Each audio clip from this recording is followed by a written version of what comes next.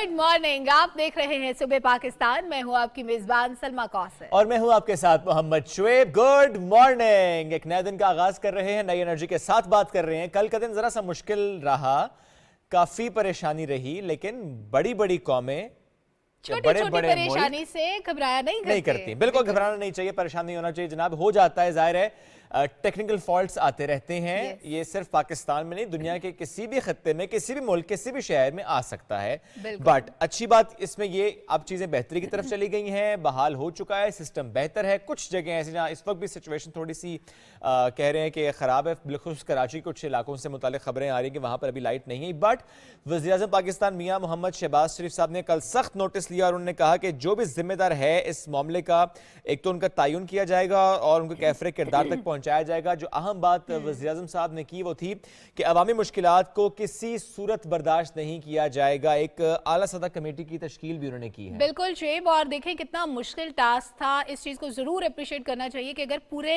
मुल्क में ब्रेकडाउन हुआ है उसको चंद घंटों में बहाल करना, 10 से 12 घंटे के अंदर। और आज 10 बजे तक की डेडलाइन दी थी खुर्रम दस्तगीर साहब ने, वजीर तवानाई ने, कि 10 बजे तक हर सूरत मुल्क के तमाम हिस्सों में बिजली बहाल हो जानी चाहिए।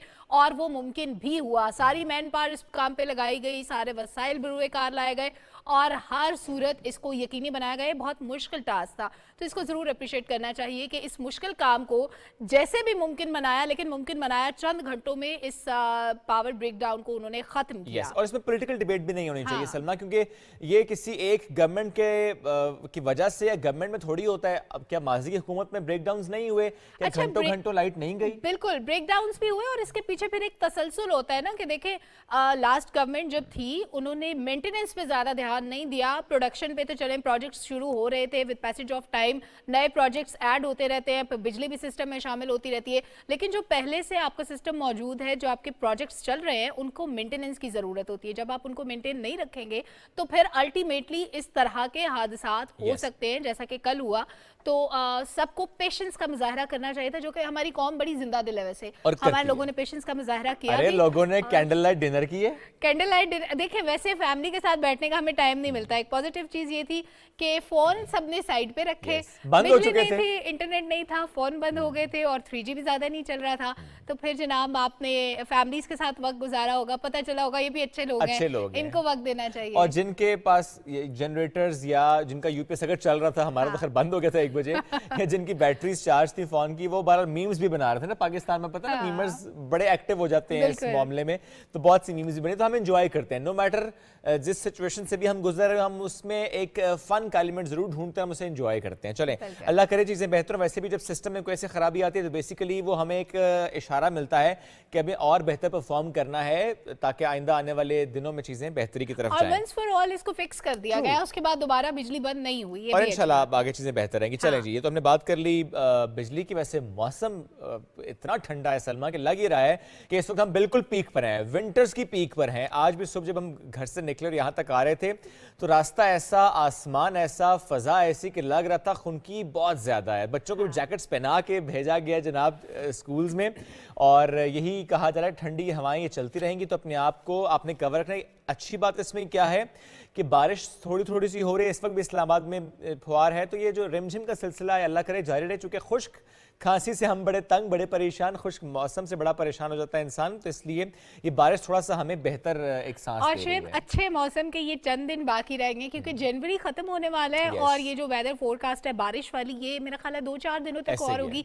इसके बाद जब धूप निकलेगी तो जनाब फिर स्वेटर्स भी उतर जाएंगे, फिर गर्मी स्टार्ट होना शुरू हो जाएगी थोड़ी थोड़ी सी। और फरवरी में आई होप कि हमें स्वेटर्स की जरूरत नहीं पड़ेगी, ज्यादा बारिशें मुझे नहीं लगता कि होंगी। इसके बाद मौसम चेंज हो जाएगा। बिल्कुल तो इस मौसम को गनीमत समझें, इसमें चाय पिएं, कॉफी पिएं, घूम फिर लें, अपने मामूलात अच्छे से निपटाने चाहिए। तो हमने मौसम की तो बात कर ली है क्विकली, लेकिन आज का दिन शुएब कई हवालों से अहम है, इसलिए भी इंपॉर्टेंट है कि आज तालीम का दिन मनाया जा रहा है। अब तालीम वो बेसिक चीज़ है, वो बेसिक क्राइटेरिया है जिस पे हम किसी कौम की तहजीब को जज करते हैं। हम देखते हैं कि ये कौम कितनी सिविलाइज्ड है, वहाँ पे जितना लिटरेसी रेट होता है उतना हम ये एज्यूम करते हैं कि ये कौम इतना लिटरेसी रेट है, इतनी सिविलाइज्ड कौम है, ये सिविलाइजेशन का ताल्लुक बहुत सारी चीज़ों से होता है। तालीम इसलिए मैटर करती है कि वो नस्ल जो इस वक्त जिसको हम कहते हैं कि मौजूदा नस्ल है, जो जनरेशन जी, एग्जैक्टली उनको फिर बड़े होना है, फिर उनको मैंने जनरेशन को जनरल बना दिया था वरना अभी तो जनरेशन जी की हम बात कर रहे हैं।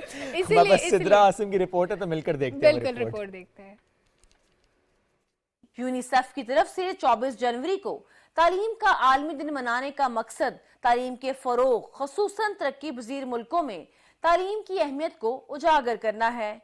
यही वजह है कि इस साल तालीम की आलमी दिन को अफगान खवातीन के नाम किया गया है। आलमी अदादोशुमार के मुताबिक दुनिया भर में 25 करोड़ बच्चे स्कूल ही नहीं जा रहे, जबकि 71 करोड़ से ज्यादा नौजवान नाख्वानदा हैं। पाकिस्तान ने तालीम के शोबे में कई संगे मील हासिल किए हैं और हुकूमत के साथ साथ तालीम के शोबे में निजी सेक्टर का किरदार भी काबिले तारीफ रहा है। यूनिवर्सिटीज, कॉलेजेस, स्कूल ये भी अपने आप को ज़रा अप टू डेट करें, अपने आप को दुनिया के साथ मिला के चलने की कोशिश करें और उसके मुताबिक बच्चों को वो एजुकेट करें। वतन अजीज में ख्वानगी की शरह में मुसलसल इजाफा हो रहा है और अब वक्त आ गया है कि तालीम के शोबे में मेयार और तहकीक को भी फरोग दिया जाए और तालीम सबके लिए के मिशन को पाया तकमील तक पहुंचाया जाए।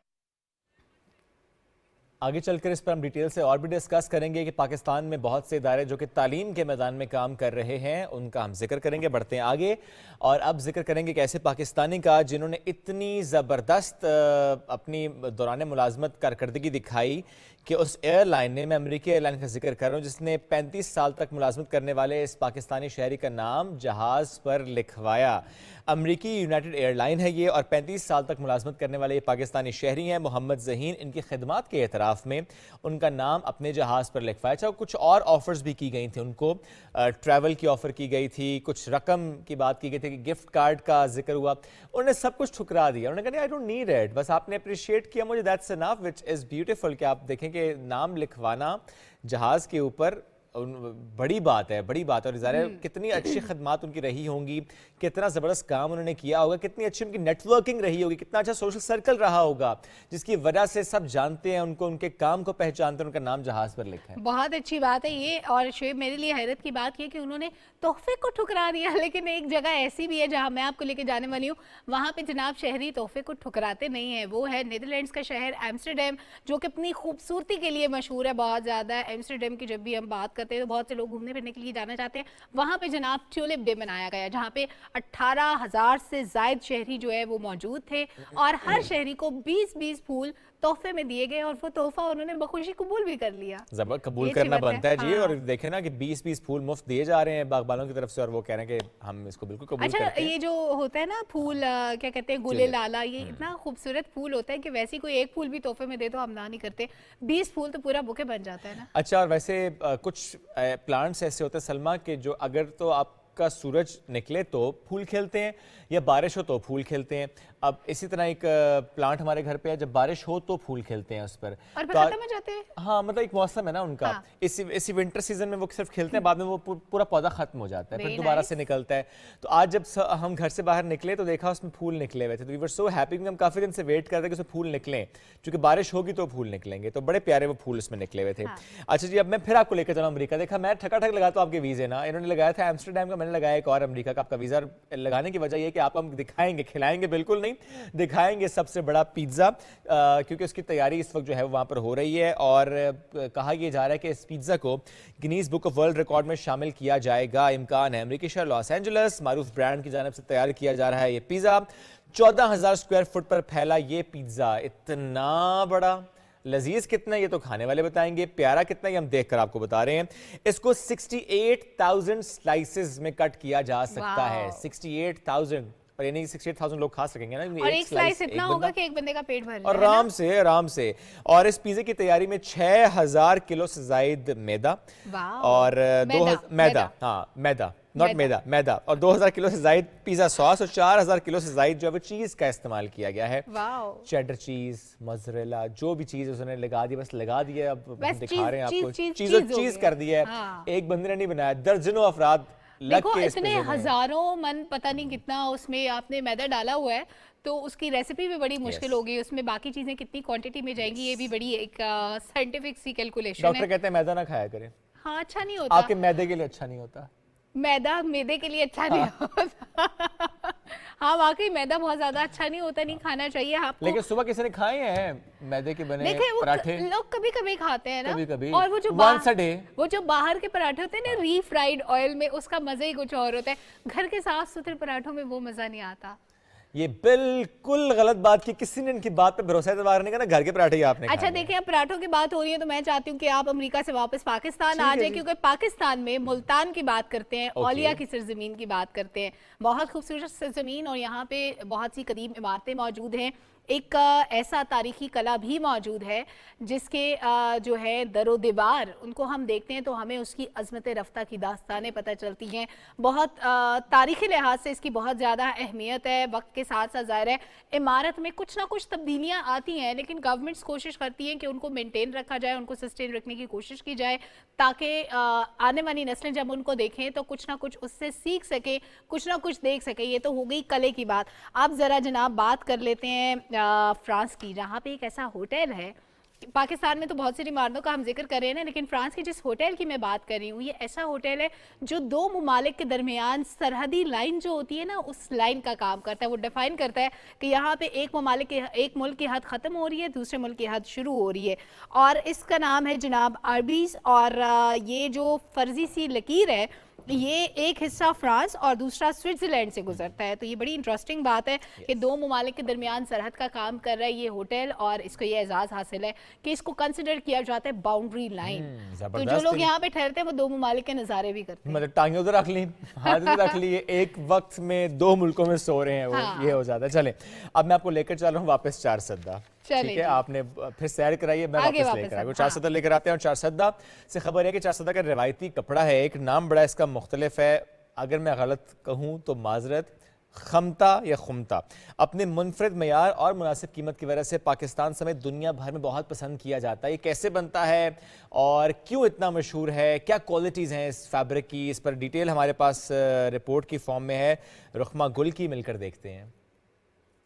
चारसद्दा के इलाके रजड़ में हाथ से तैयार होने वाला कपड़ा खदर या खमता इलाके की पहचान है। शहरी मकामी तौर पर तैयार ये कपड़ा अपने लिए भी खरीदते हैं और सौगात के तौर पर दोस्तों और रिश्तेदारों को तोहफे के तौर पर भी पेश करते हैं। ये टिपिकल कपड़ा यहाँ का मशहूर खद्दर है, कई बरसों से ये बहुत मशहूर है। ये मैंने अपने लिए 2 सूट लिए और एक चादर लिया, चादर भी बड़ी खूबसूरत है। खदर या खमता न सिर्फ अंदरून मुल्क बल्कि बैरून ममालिक भी अपनी पहचान रखता है। मकामी कारीगरों का कहना है कि सदियों पुराने तरीके से ये कपड़ा तैयार किया जाता है। दुकान पे हमारा कपड़ा है ना, ये अल्हम्दुलिल्लाह इधर खुद बनता है, ये हैंडमेड सूट है। ये औरों की निस्बत जो मशीनी कदर है, मशीनी कपड़ा है, उसकी निस्बत बहुत ज़्यादा गर्म होता है।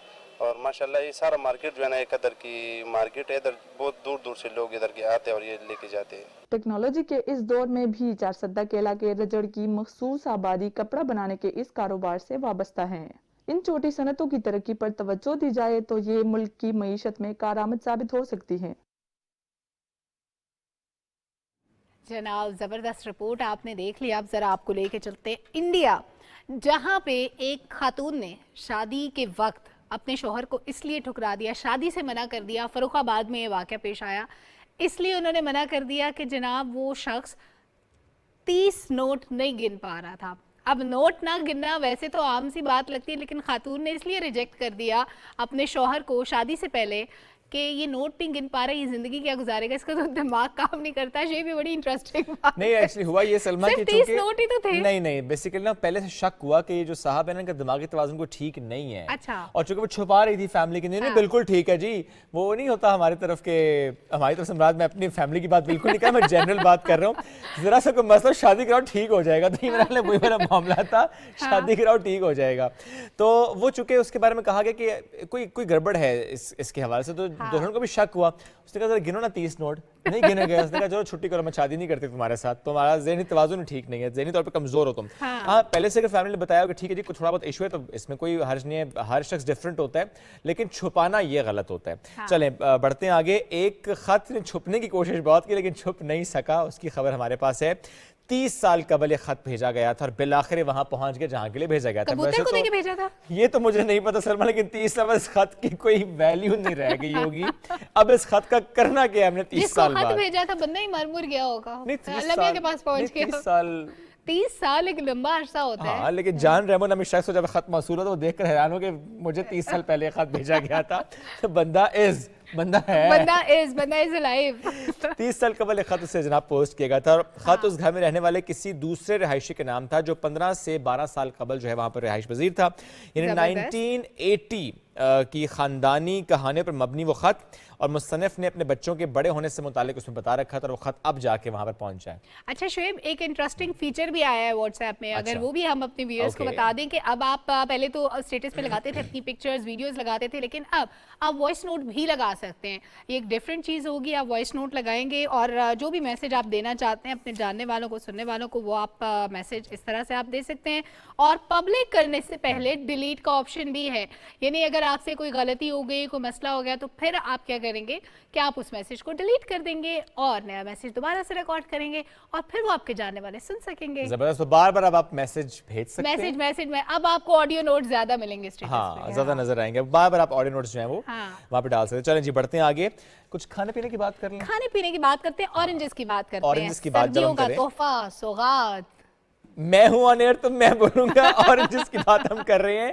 اچھا اس میں آپ ویسے کسی کو کینو پسند ہے, کسی کو مالٹا پسند ہے, کسی کو موسمی پسند ہے, اس میں مختلف ویریشنز ہوتے ہیں, کسی کو شکری مالٹا پسند ہے. اگر باغ میں جائے تو میں تو اس باغبان سے پوچھتا ہوں مجھے اس درخت پہ بتاؤ کون سا شکری مالٹا والا درخت ہے, میں اس درخت کی طرف جاتا ہوں پھر, اور اس درخت کو پھر میں پورا تسلی کے ساتھ انجوائے کرتا ہوں. جو میٹھا ہوتا ہے, شکری مالٹا میٹھا ہوتا ہے, وہ ترش نہیں ہوتا وہ, تو وہ مجھے موسمی ذرا ترش ہوتی ہے. اچھا پہلے مجھے موسمی پسند ہے, جب سے گلے کا تھوڑا سا مسئلہ ہوا تو میں نے کہا بھائی اب نہیں کھا سکتے, یہ اب عمر کے اس حصے میں ہے کہ آپ نہیں کھا سکتے. موسمی نے جذبات بدل دیے, احساسات بدل دیے. میں آن ایئر ہوں, میں بولوں گا. تو جناب اس پہ ہمارے پاس رپورٹ ہے مالٹوں سے متعلق, مل کر دیکھتے ہیں عائشہ کی. کا خاص تحفہ رسیلے کینو اور مالٹے, قدرت کے حسین رنگ, ذائقے میں لاجواب, فوائد بے حساب. جی ہاں, انسانوں کو ہر سال قدرت کی طرف سے دیے جانے والا یہ پھل وٹامن سی سمیت دیگر قدرتی اجزاء کی دولت سے مالا مال ہے. کینو کے چھلکے جلد کے لیے بے حد فائدہ مند ہیں. کینو کے چھلکوں سے بنا فیس ماسک نہ صرف جلد کی نمی کو برقرار رکھتا ہے بلکہ یہ رنگت بھی نکھارتا ہے. واضح رہے کہ کینو میں carbohydrate, fibre, protein, vitamin A, vitamin B, vitamin C, phosphorus اور پوٹاشیم جیسی معدنیات موجود ہیں جو انسانی جسم کو مختلف بیماریوں سے لڑنے میں مدد فراہم کرتی ہیں. ایک سروے میں ماہرین کے سامنے یہ بات آئی ہے کہ وہ عمر رسیدہ افراد جن کے ہاتھ اور پیر اکثر سن ہو جاتے ہیں, ان کے لیے کینو کا جوس فائدہ مند ثابت ہو سکتا ہے, کیونکہ کینو کا رس خون کی مقدار کو بڑھاتا ہے. ہاتھ پیر سن ہونے کا مسئلہ خون کی کمی کی وجہ سے پیش آتا ہے. طبی ماہرین کے مطابق کینو میں موجود وٹامن سی کی وافر مقدار دل کی شریانوں کو سخت ہونے سے محفوظ رکھتی ہے, جس کی بدولت امراض قلب سے بچا جا سکتا ہے. وٹامن سی خون کو پتلا کرتا ہے جس سے خون کی روانی بحال رہتی ہے. اس کی وجہ سے بلڈ پریشر میں کمی یا زیادتی کے مسائل بہتر ہو جاتے ہیں. کینو یا اس کا جوس انسانی جسم میں موجود سرخ خلیات کی پیداوار میں اضافہ کرتا ہے, جس کی وجہ سے جسم میں نیا خون پیدا ہوتا ہے. کینو میں وٹامن اے بھی پایا جاتا ہے جو بالوں کی نمی برقرار رکھنے میں مدد دیتا ہے. کینو میں قدرتی طور پر وٹامن بی اور فولک ایسڈ موجود ہوتے ہیں. کینو کا متواتر استعمال قوت مدافعت بڑھاتا ہے. کینو کا استعمال خون کی شریانوں کی صحت, معدے کو مضبوط بنانے اور موسمی امراض سے لڑنے میں بھی مددگار ثابت ہوتا ہے. تو جی جناب, موسم سرما کا پھل ہے نا صحت سے متعلق بے شمار مسائل کا حل. یہ تو بات ہم نے کی پھلوں سے متعلق, اورنجز کی بات کی. اب لے کر چلتے ہیں آپ کو پشاور. لے جانے کا مقصد یہ ہے کہ آج ہم بات گندھارا تہذیب کی کریں گے. بدھ مت کے پیروکاروں کی بات جب ہم کرتے ہیں, اور سب سے بڑا میوزیم یعنی جہاں پر 14,000 سے زائد ایسی اشیاء رکھیں جو کہ بتاتی ہیں گندھارا تہذیب سے متعلق, بدھ مت کے پیروکار, ان کے بدھ مت کے ماننے والوں سے متعلق. کچھ سکے بھی ہیں, کچھ نوادرات بھی ہیں, کچھ زیورات بھی ہیں. تو پشاور میوزیم سے ہمارے پاس رپورٹ ہے سمی خسرو کی, آپ کو دکھاتے ہیں.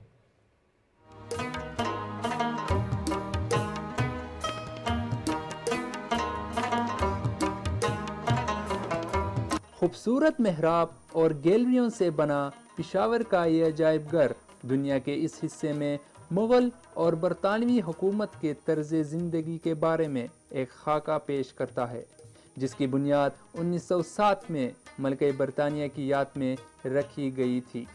اور ان تمام مونومنٹ سے ایک چیز کا پتہ چلتا ہے کہ پشاور پرانے تہذیبوں کا ایک ہب ہے، اور اس میں کافی سارے ایسی چیزیں ہیں جو لوگوں کو نہیں پتہ، اور یہاں پر نہ صرف یہاں پر وہ مونومنٹس پڑے ہوئے ہیں بلکہ پورا ایک ہسٹری ہے یہاں پر اس کے پیچھے۔ دنیا میں گندھار آرٹ کا سب سے بڑا اور اہم ذخیرہ اسی میوزیم میں ہے۔ بدھزم یا گندھارا آرٹ یا بدھا کی جو لائف سٹوری ہے اس میوزیم میں کمپلیٹ ہے، کیونکہ آپ کو ہر ایک پینل میں ڈیفرنٹ سٹوری ملتی ہے۔ ایون ہمارے پاس جو ہے ایتھنولوجیکل گیلری ہے جو کہ کیلاش ویلی بمبوریت ایریا جو بھی ہے وہ کور کرتا ہے۔ سورج غروب ہونے کے بعد جب پشاور میوزیم کی روشنیاں لگائی جاتی ہیں تو یہاں رکھے گئے نوادرات کی نفاست، آرٹ اور خوبصورتی ظاہر ہونا شروع ہوتی ہے، جو کہ سیاحوں کی توجہ کا مرکز بن چکا ہے۔ 1906 میں جو میوزیم کا اصل جو شیپ تھا، ہم نے کوشش کی کہ اس کو واپس لے کے آئیں۔ اس میں بہت سارے ہم نے کام کیے پچھلے 7-8 مہینوں میں، جس میں اوپر آپ کو جو ڈومز نظر آ رہے ہیں، مینرس نظر آ رہے ہیں، اس کو اپنی حالت میں لے کے آئیں۔ تو یہ پشاور ریوائول پلان کا ایک حصہ بھی ہے، جس میں ہم چاہتے ہیں کہ پشاور کی عظمت رفتہ کو ہم بحال کریں۔ اسی طرح 19ویں صدی کے فن تعمیر کی شاہکار سیٹی ہاؤس اور گور گٹری کی خوبصورتی کو مصنوعی روشنیوں میں ظاہر کرنے کے لیے پشاور میوزیم کی طرز پر روشن کیا گیا ہے۔ صوبائی حکومت کے اس اقدام سے نہ صرف نائٹ ٹورزم کو فروغ مل رہا ہے بلکہ لائٹس میوزیم کے اندر پڑے نوادرات اور ان کی بے مثال ڈیزائننگ کو حقیقی معنوں میں ابھار رہی ہیں۔ سمی خسرو، PTV نیوز، پشاور۔ جناب، رپورٹ آپ نے ملاحظہ کی۔ اب ذرا بڑھتے ہیں اپنے پروگرام کے پہلے ٹاپک کی طرف، جس پہ ہم بات کرنے والے ہیں۔ بڑا سینسیٹیو ٹاپک، خواتین کے حوالے سے ہمیشہ ڈفرینٹ ٹائپس آف کینسر کی بات ہوتی ہے، اور جو بریسٹ کینسر ہے یہ سب سے زیادہ کامن پایا جاتا ہے خواتین میں۔ بہت سی خواتین اس کو آئیڈینٹیفائی نہیں کر پاتی، لیکن ایک اور دوسرا کینسر جس کی ریشو سب سے زیادہ ہے جو خواتین میں ہوتا ہے، دیٹ از سروائکل کینسر۔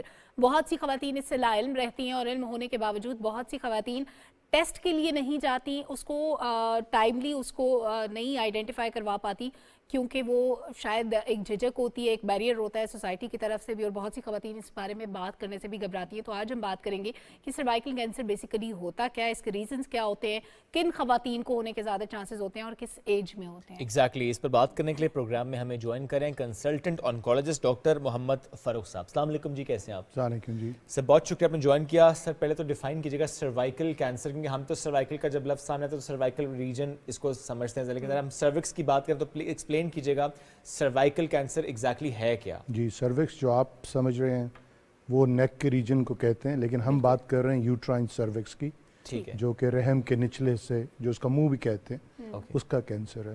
تو خواتین میں جیسے کہ محترمہ نے فرمایا بریسٹ کینسر سب سے کامن ہے، اس کے علاوہ لنگ کینسر ویسٹ میں سگریٹ اسموکنگ کی وجہ سے، اور یوٹرائن کینسر رحم جو ہے اس کے نچلے حصے کا کینسر یوٹرائن سروکس جو ہے وہ کہلاتا ہے۔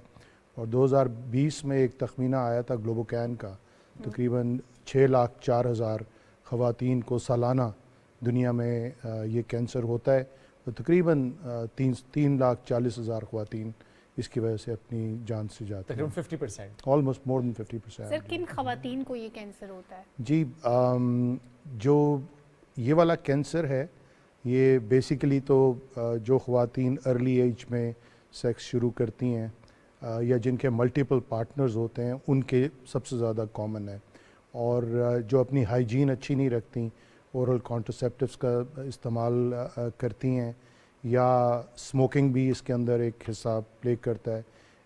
2 وائرسز ہیں، ایک HIV اور دوسرا جو سب سے کامن ہے جو کہ سیکچولی ٹرانسمیٹڈ ہے وہ HPV وائرس ہے۔ HPV 16 اور 18 2 اسٹرین خاص طور پہ یوٹرائن سروکس کو بڑی تیزی سے بناتے ہیں۔ کیا HIV کینسر کاز کرتا ہے یا HIV اٹسیلف کینسر ہوتا ہے؟ جی، HIV اٹسیلف تو ایک وائرس ہے، لیکن HIV ہونے سے یا اس کی دوائیاں کھانے سے آپ کو امیونو سپریشن اتنی زیادہ ہو جاتی ہے کہ you are liable to develop different cancers. کسی قسم کا بھی کینسر ہو سکتا ہے، لیکن ان میں سے ایک کینسر یہ سروکس بھی ہے۔ تو جب بھی آپ کی قوت مدافعت کم ہوگی تو کینسر کی طرف آپ کی پروننگ یا لحاظ ہوگا کہ اس طرف کو جائے. دنیا کے کس حصے میں زیادہ ہے یہ؟ زیادہ تو یہ ڈیولپنگ کنٹریز میں ہے جہاں بہت ینگ ایج میں سیکشل ایکٹیویٹی شروع کی جاتی ہے اور ملٹیپل پارٹنرز جسے پولی گیمی کہتے ہیں وہ ہے. ہمارے معاشرے میں یہ اتنا زیادہ کامن نہیں ہے، لیکن ظاہر ہے کہ خواتین کی بیماری ہے، انہیں پتہ ہونا چاہیے کہ یہ ایک پرائمری پریونٹیبل، یعنی ایک تو آگاہی، دوسرا ویکسینیشن سے اس کو پریونٹ کر سکتے ہیں. ویکسینیشن سے پریونشن ہے؟ جی بالکل. جیسے ہیپاٹائٹس بی جو ہے وہ لیور کینسر کی پریونشن میں اس کی ویکسین کام آتی ہے. اسی طرح اس کے اوپر بھی ایک ویکسین بنائی ہوئی ہے جس کو گرڈاسل 9 بولتے ہیں. یہ 9 strains of H P V virus کے اگینسٹ. کن خواتین کو ویکسین لگوانی چاہیے؟ جو 9 سے 14 سال کی عمر میں یہ ویکسین ہر عام خاتون کو ہر عام خاتون کو لگ سکتی ہے، لیکن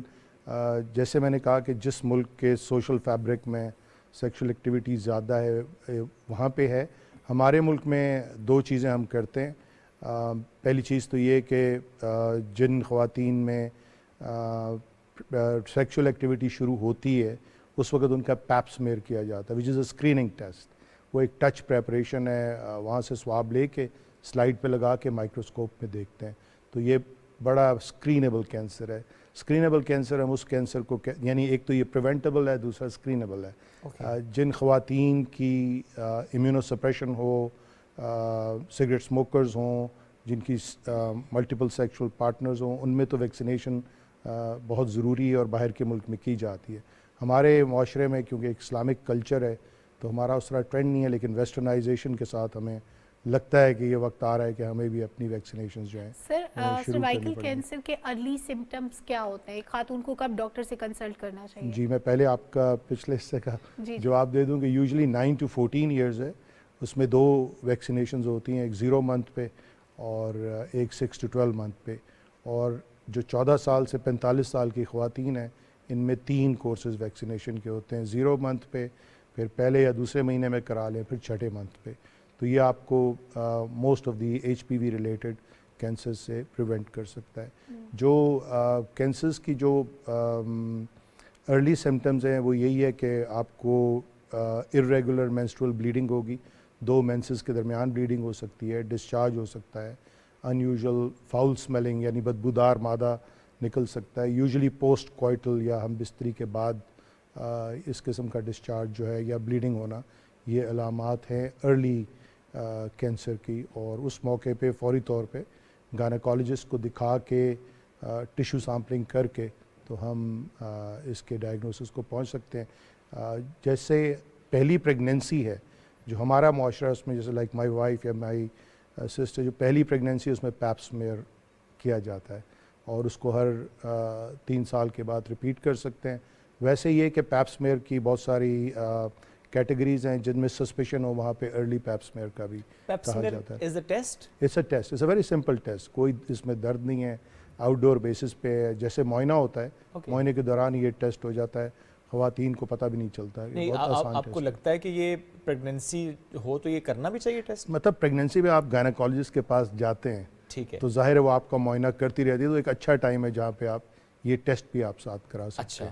ایسے یوزلی آپ کسی خاتون کو کہیں وہ تو ظاہر ہے وہ نہیں کروائیں گے، اور جو ان میرڈ خواتین ہیں وہ تو ویسے ہی ان کا ایگزامینیشن آپ کر نہیں سکتے. تو یوزلی ایگزامینیشن ہمارے معاشرے میں وہ فرسٹ پریگننسی کے بعد ہی شروع ہوتا ہے. تو وہ ایک اچھا ٹائم ہے ہماری خواتین کے لیے کہ وہ پیپ سمیئر کے بارے میں جانیں اور ان سے کہیں کہ اس کو. کیا ہمارے گائنیکالوجسٹ جو ہیں وہ بھی ٹرینڈ ہیں جی وہ ٹیسٹ کرتے ہیں پیپ سمیئر؟ یہ ایک بیسک ٹریننگ کا حصہ ہے کہ پیپ سمیئر کریں، اور پیپ سمیئر کرنے سے ہی آپ ارلی کینسرز یا پری کینسر سٹیجز کو پکڑ سکتے ہیں.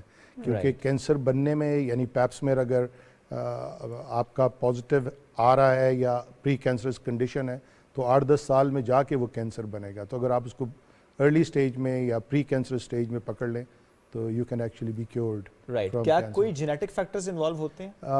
سروائیکل کینسر میں ایز سچ کوئی جینیٹک کینسر نہیں ہے. ایسی فیملی ضرور ہیں جن میں ملٹیپل فیمیلز کو یہ کینسرز ہو سکتے ہیں. اب وہ ایچ پی وی ریلیٹڈ ہیں یا نہیں یہ تحقیقی ثابت. ارلی سمٹمز سر؟ ارلی سمٹمز میں نے آپ کو یہ بتائیں کہ پی وی ڈسچارج یا بلیڈنگ کا ہونا مینسز کے دوران، یعنی 2 مینسٹرول پیریڈز کے درمیان میں irregular بلیڈنگ ہو اور پوسٹ کوئٹل ہو ہم بستری کے بعد. اگر خدا نہ خواستہ وہ پھیل جاتا ہے تو پھر تو جہاں وہ گیا ہے وہاں پہ سمٹمز آئیں گے.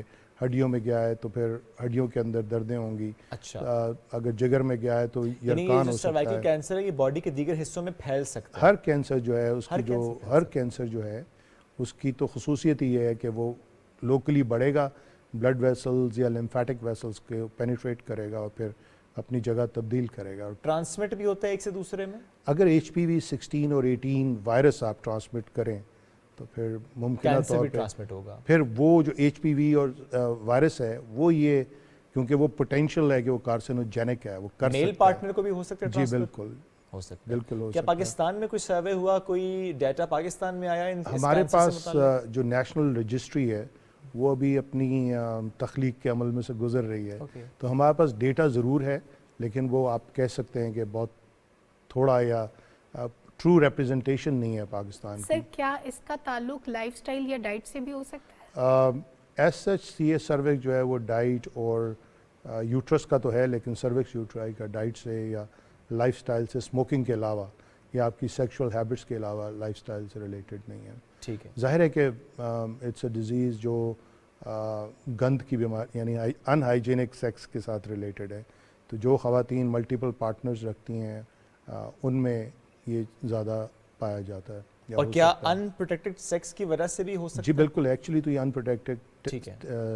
پروٹیکٹڈ سیکس کی وجہ سے ہی ہوتا ہے. اگر آپ بیریئر استعمال کریں تو آپ کو سیکشولی ٹرانسمیٹڈ ڈیزیز جو ہیں ان کے ہونے کا چانس کم ہے. اب چونکہ ظاہر ہے پاکستان کی اگر میں بات کروں, ہم اسلامک معاشرے کی بات کریں, ہمارے ڈائنامکس مختلف ہیں, ہماری تربیت مختلف ہے, الحمدللہ چیزیں ایک بڑے درست سمت میں ہوتی ہیں. اس لیے ظاہر ہے ٹاپک ایسا کہ جس کا آپ نے خود ذکر کیا کہ کسی اور معاشرے میں کسی اور خطے میں تو ظاہر ہے اس کے کیسز زیادہ ہو سکتے ہیں, پر الحمدللہ پاکستان یا اسلامک معاشرے میں اس طرح نہیں. بٹ چونکہ ظاہر ہے بے راہ روی کا شکار بھی ہو جاتے ہیں تو اس لیے اس پہ بات کرنا بڑا اہم ہے کہ خدا نہ خواستہ کہیں پر اگر یہ ہو تو ظاہر ٹریٹمنٹ تو بہرحال ہمیں کرنا ہے. وہ ساری معاملات اپنی جگہ لیکن ہمیں ٹریٹمنٹ کی طرف جانا ہے. پاکستان میں ٹریٹمنٹ پلانز کس حد تک ہیں؟ یہاں پر جو کینسر کے ہاسپٹلز ہیں کہ وہاں پر ہم دیکھتے ہیں اس کا علاج ہو رہا ہے اور موجود ہے؟ جی اس کا علاج بالکل ارلی کینسر جو 4 سینٹی میٹر سے کم ہو اس کی تو سرجری ممکن ہے اور سرجری ہی اس کا اسٹینڈرڈ ٹریٹمنٹ ہے. لیکن ہماری خواتین و حضرات کے لیے یہ جاننا ضروری ہے کہ یوٹرائن سروکس کی جو 4 سینٹی میٹر سے بڑا ہو جائے یا اسٹیج 1B3 کہلاتا ہے وہ, یا stage 2A 2B 3A 3B یا 4A, اس کا علاج ریڈیشن آنکالوجی میں شعاؤں کے ساتھ کیا جاتا ہے اور ہر ہفتے میں ایکسٹرنل بیم ریڈیو تھراپی کے ساتھ تھوڑی سی ڈوزز کیمو تھراپی کی دی جاتی ہیں بیکاز دے ایکٹ ایز سینرجسٹ, ایک دوسرے کی ہیلپ کر کے. تو جب یہ عمل ختم ہو جاتا ہے پھر depending on the disease load بعد میں اندرونی شعائیں جسے ہم بریکی تھراپی کہتے ہیں وہ بھی لگائی جاتی ہیں. تو اس کے کیور ریٹس جو ہیں وہ سرجیکل ریٹ سے کہیں بہتر ہیں. نہ آپ کو انستھیزیا ملتا ہے, نہ آپ کو کوئی کٹ لگتا ہے, نہ کوئی آپریٹیو کمپلیکیشنز ہیں, نہ کوئی پیری آپریٹیو کمپلیکیشنز ہیں. تو radiation is the standard of care in terms of treatment. اگر آئیڈینٹیفائی اس کو ٹائملی کر لیا جائے تو باقی کینسرز کے مقابلے میں یہ بہتر طور پہ ارلی ٹریٹ ہو سکتا ہے. بالکل ہو سکتا ہے اور کیوریبل ہو سکتا ہے. اور یہ جو سینٹرز ہیں جتنے بھی پاکستان میں ہیں پرائیویٹ سیکٹرز میں یا گورنمنٹ سیکٹرز میں, پرائیویٹ میں تو آپ کو پتہ ہے اگر ہم یہاں سے شروع کریں تو شفا انٹرنیشنل, شوکت خانم میموریل کینسر ہاسپٹل کراچی میں, آغا خان یا ضیاء الدین, یہاں پہ یہ اکوپمنٹ بھی موجود ہے. اور پرائیویٹ سیکٹر میں جو اٹامک انرجی کے مختلف ادارے ہیں ان میں خاص طور پہ جو بڑے سینٹرز ہیں جیسے اسلام آباد کا سینٹر ہے یا لاہور کا ہے یا کراچی کا ہے یا شاید بہالپور کا بھی ہے, وہاں پہ بریکی تھراپی بھی ہے.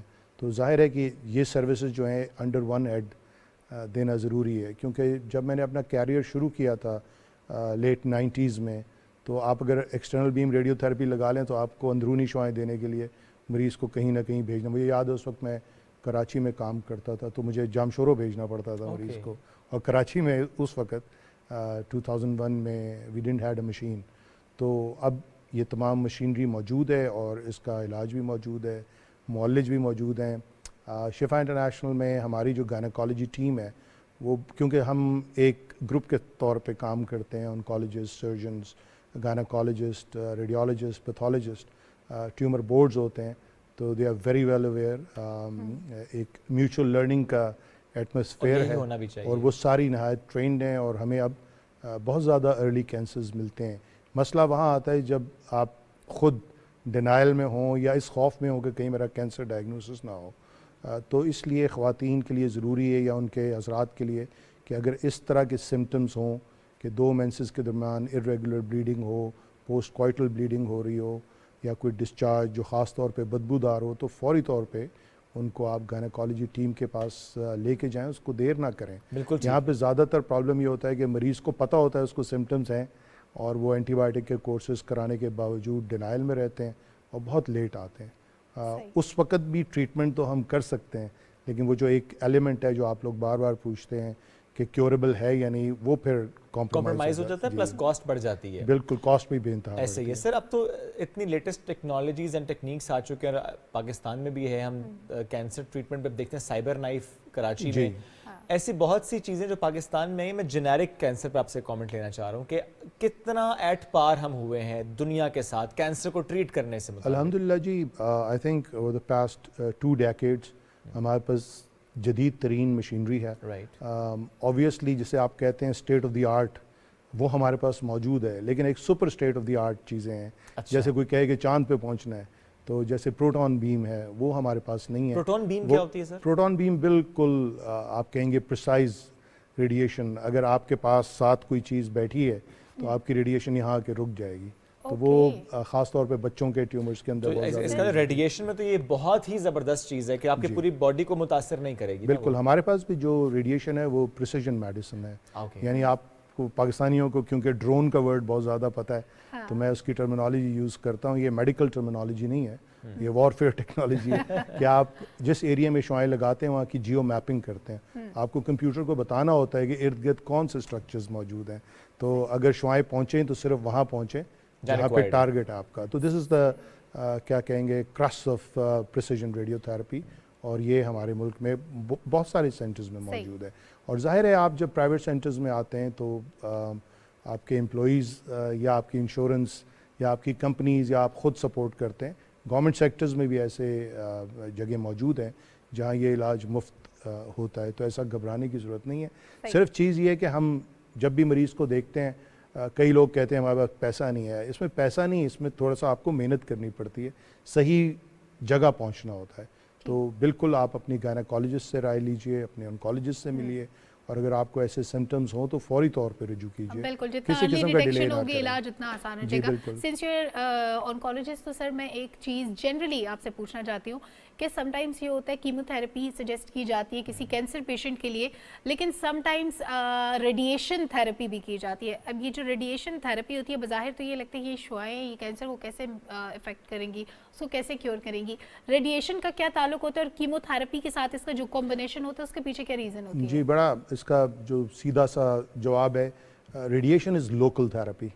یعنی جیسے آپ سرجری کرتے ہیں, آپ خالی چھاتی کو ریموو کرتے ہیں, تو آج کے زمانے میں ہم کہتے ہیں کہ چھاتی کو ریموو کرنے کی ضرورت نہیں ہے, دیٹس این آنکولوجیکل فیلئر. آپ کو حد الامکان کوشش کرنی چاہیے کہ اگر وہ لمپ سالٹری ہے تو اس کو نکال لیں اور باقی چھاتی کو آپ شعاعیں لگا دیں. تو یہ اتنا ہی افیکٹو ہے جتنا سرجری کر کے نکال دینا. اور سرجری میں ظاہر ہے you will be with one breast, یا پھر آپ ریکنسٹرکٹ کرائیں گے تو آپ کو کاسمیٹک ڈیفیکٹس آئیں گے, آپ کی کوالٹی آف لائف, آپ کی سائیکی جو ہے وہ افیکٹ ہوتی ہے. تو radiation is a sort of a counterpart to surgery.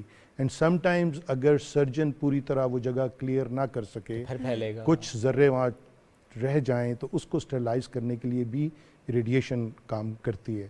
اور ریڈیشن کے ساتھ کبھی کبھی ہم کیمو تھراپی لگاتے ہیں, جیسے 2 بندے مل کے کسی کو ماریں تو زیادہ افیکٹو ہوگا, تو اسی طرح ریڈیشن اور کیمو کے ملا کے دیں تو اس کے جو اوور آل سروائیول بینیفٹس, تھوڑے سے سائیڈ افیکٹس بڑھتے ہیں لیکن آپ کے سروائیول بینیفٹ ہوتا ہے, تو وہاں ہم ایڈ کرتے ہیں. ذرا اس میں تو ہم دیکھنا نا کہ انالیسس کرنا ہے کہ فائدہ کتنا ہے. اور جو کیمو تھراپی کا آپ نے سوال کیا وہ سسٹم میں جاتی ہے, آیا آپ اورلی کھائیں یا انٹراوینس لیں, تو وہ پورے سسٹم, جب آپ کے سسٹم میں آپ کو شک ہو کہ ذرے کینسر کے موجود ہوں گے, جیسے بریسٹ کینسر کا 2 سینٹی میٹر کا لمپ نکال دیا تو ہم سمجھتے ہیں 2 سینٹی میٹر اتنا بڑا لمپ ہے کہ اس کے کوئی مائکروسکوپک ڈپازٹ باڈی میں ہو سکتے ہیں.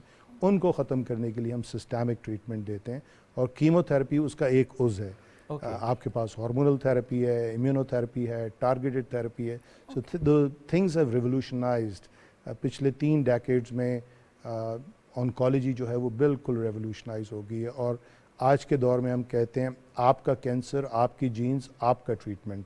तो जैसे दुनिया में 7 अरब लोग मौजूद हैं, कोई किसी से नहीं मिलता, इसी तरह एक कैंसर को दूसरे से जोड़ना बिल्कुल बेफकाना हरकत है. आपकी जीनियाती तब्दीली है, वो आपके भाई में नहीं हो सकती, बिल्कुल ऐसे आपके रिश्तेदार में नहीं हो सकती, आपके दोस्त तो में इसलिए नहीं वो हो सकती. कस्टमाइज्ड आपका एक प्लान होगा कि किस तरह से आपका ट्रीटमेंट होना ना सिर्फ customise, it's individualised. Yes absolutely sir, बहुत शुक्रिया साथ मौजूद थे आप. और हम बात कर रहे थे ना सिर्फ सर्वाइकल कैंसर बल्कि जनरली जो कैंसर के ट्रीटमेंट और प्लान होता है उससे मुतालिक हम गुफ्तगू कर रहे थे. अभी एक ब्रेक की तरफ बढ़ेंगे, जब ब्रेक से वापस आएंगे तो फिर हमने बात करनी है इकबाल के अफकार से जुड़ी. और जब एक बात हम इकबाल की करते हैं तो आज हमारा मौजू होगा इकबाल बच्चों का इकबाल कैसा. इस पर बात करने के लिए vice chancellor government college university Asghar सैदी साहब साथ मौजूद होंगे. डिस्कशन को कंटिन्यू करेंगे ब्रेक के बाद. Stay with us.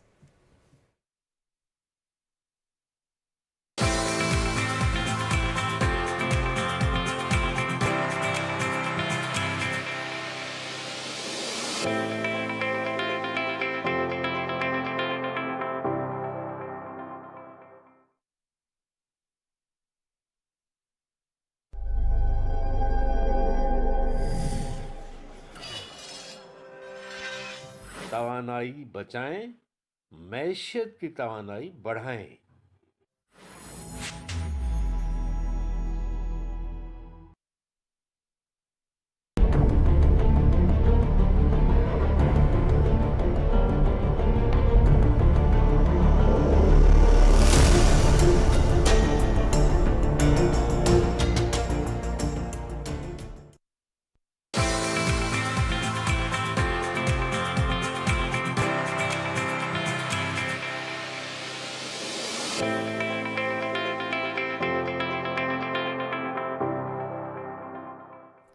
ब्रेक पे जाने से पहले शोएब ने थोड़ा सा टीजर दे दिया है कि हम बात क्या करने वाले हैं. बात होने वाली है बच्चों के इकबाल से मुतालिक. इकबाल ने ज़िंदगी के हर शोबे को टच किया. उन्होंने ज़िंदगी के हर शोबे में, हर प्रोफेशन के लिए, हर ज़िंदगी के काम के लिए उन्होंने वाज़े अपना एक वर्जन दिया कि आपको ज़िंदगी कैसे गुजारनी है, किस उम्र के लोगों को किस तरह इकबाल से इस्तेफादा करना है, वो आपने उसको आपने पिक करना है कि इकबाल ने क्या कहा, आपके लिए क्या कहा. ये सोचना भी आप पे छोड़ा कि आप अगर नौजवान हैं तो आपके लिए इकबाल का मैसेज अलग है, अगर आप वालिदैन हैं तो आपके लिए इकबाल का मैसेज अलग है, और अगर आप उम्र के उस हिस्से में हैं कि अभी ज़िंदगी की डायरेक्शन आपके सामने नहीं है, अभी आप छोटी उम्र में हैं, तो फिर इकबाल का मैसेज आपके लिए अलग है. और बच्चों के लिए ख़ास तौर पर इकबाल ने बड़ी खूबसूरत, बड़ी सबक आमोज़ नज़में लिखी, और उन नज़मों के पीछे जो मैसेज था वो बहुत ही अहम था. आप पहाड़ और गिलहरी की बात करें, उनका आपस में मुकालमा होता है, वो किस तरह किस खूबसूरती से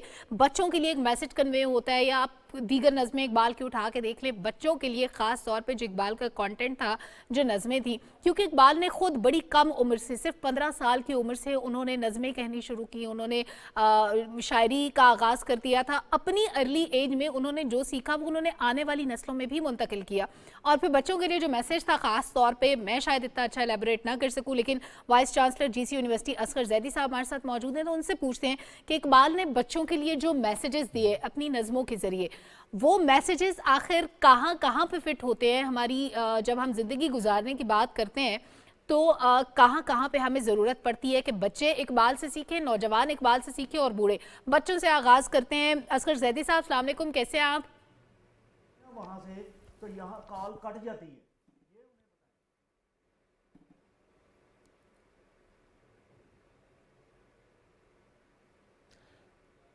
असगर साहब, आपको आवाज़ आ रही है?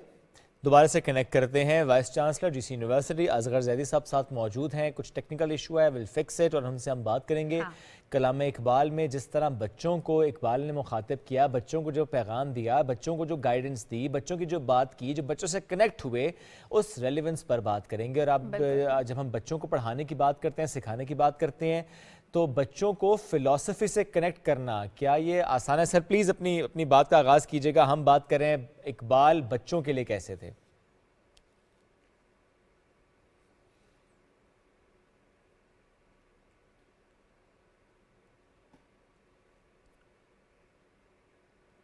असगर जैदी साहब से कनेक्ट करने की कोशिश करते हैं और बच्चों के इकबाल से मुताल्लिक। वालेकुम सलाम सर, जानना चाह रहे थे आपसे, एक तो माजरत थोड़ा सा टेक्निकल इशू आया, थोड़ा सा जानना चाह रहे हैं जो आपने इकबाल को पढ़ा, हम चाह रहे हैं कि थोड़ा सा गाइड कीजिएगा बच्चों को, सुनने वालों को, कि बच्चों के लिए इकबाल के कलाम में कौन कौन से पैगाम थे।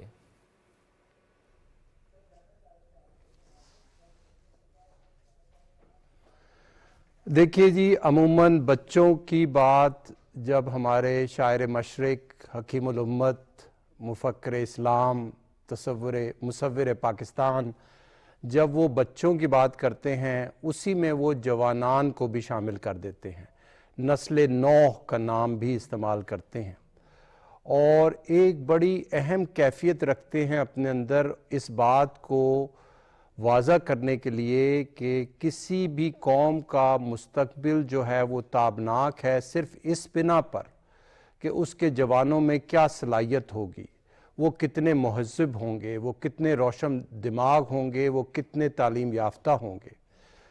तो वो ये समझते थे कि नौजवानों में ख़ास सलाहियत, ख़ास रोशन दिमागी होगी, इल्म व फ़नून से आगाह होंगे, तभी कौम जो है, और ख़ुसूसन वो ये कैफियत उम्मत मुस्लिमा के जवानों के लिए रखते थे और उनकी बार बार कोशिश होती थी कि ये जो कैफियत उनके अंदर मौजूद है, जो दर्द और एहसास उनके अंदर मौजूद है, वो जवानों में, बच्चों में भी वही कैफियत हो। एक जगह वो कहते हैं, जवानों को सोज़े जिगर बख्श दे, मेरा इश्क मेरी नज़र बख्श दे। यानी वो इस कैफियत से गुज़र रहे होते हैं और ये ख्वाहिश बार बार कर रहे होते हैं कि जो मैं अपना नज़रिया रखता हूँ नौजवानों के बारे में वही नौजवान अपने अंदर वो दर्द और फ़िक्र, वो कैफियत महसूस करें। एक जगह वो इसी कैफियत में दुआयां अल्फाजों में कहते हैं, जवानों को मेरी आहे सहर दे, मेरे इन शाहीन बच्चों को बालों पर दे, खुदाया आरजू मेरी यही है, मेरा नूरे बसीरत आम कर दे। यानी वो बार बार ना सिर्फ एक जगह बता रहे हैं कि नौजवानों में क्या क्या कैफियत होनी चाहिए, क्या दर्द और क्या फ़िक्र होनी चाहिए और किस तरह रोशन दिमाग होने चाहिए, मुहज़्ज़ब याफ्ता और तालीम याफ्ता होने चाहिए। और दूसरी तरफ उनके लिए दुआ कर रहे हैं कि जो उनके अंदर नूर बसीरत है वो आज के जवानों में भी वो नूर बसीरत जो है आम हो जाए।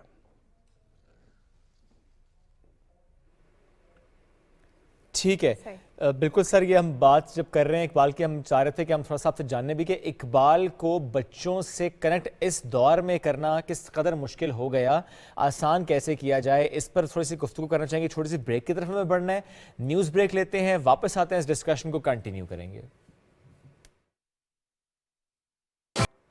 वेलकम बैक नाजरीन। इकबाल के मैसेज की बात हो रही थी। अल्लामा इकबाल ने बेतहाशा बेशुमार नज़में, अशार कहे जिनमें ख़वातीन के लिए अलग से मैसेजेस हैं, बच्चों के लिए अलग से, नौजवानों के लिए अलग से, और आज हम ख़ास तौर पे बच्चों के लिए जो मैसेज था इकबाल का उसका जिक्र कर रहे हैं। हमारे साथ असगर जैदी साहब मौजूद हैं, vice chancellor GC university. Sir, एक तो बच्चों के लिए जो इकबाल ने कहा, जो सोचा, उसकी हम बात कर रहे थे। उनकी हर नज़म में एक अलग मैसेज हमें मिलता है। जैसे हम मखड़ा और मक्खी की बात करते हैं या पहाड़ और गुलहरी की बात करते हैं, सर छोटी छोटी नज़मों के ज़रिए इकबाल ने बच्चों के लिए बहुत सारे मैसेजेस दिए। लालच बुरी बला है, खुशामद नहीं करनी चाहिए, इस तरह के छोटे छोटे ऐसे मैसेजेस हैं जो बच्चों की मॉरल बिल्डिंग में बड़ा अहम किरदार अदा करते हैं, मॉरल अपब्रीडिंग जो है उसमें बड़ा इंपॉर्टेंट रोल प्ले करते हैं।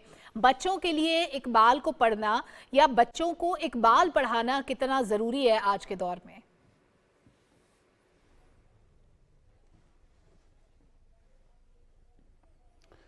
जी, बहुत अच्छा शानदार सवाल है आपका। और इकबाल जो है, जैसे आपने कहा, बहुत से अपने अशार में, अपनी नज़मों में जो है नौजवान कौम को, बच्चों को इस्लाह करते हुए नज़र आते हैं।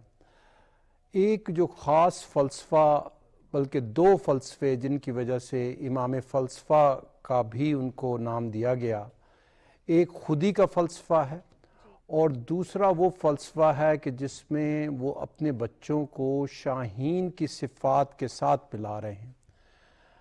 شاہین میں وہ کون سی صفات اللہ نے پیدا کی ہیں کہ جو اقبال چاہتے ہیں کہ ان کے بچوں میں بھی وہ صفات پیدا ہوں. سب سے پہلی صفت جو شاہین میں ہوتی ہے کہ وہ اونچی پرواز رکھتا ہے. وہ دوسرے پرندوں کی طرح نیچی پرواز کرنا اپنی شایان شان.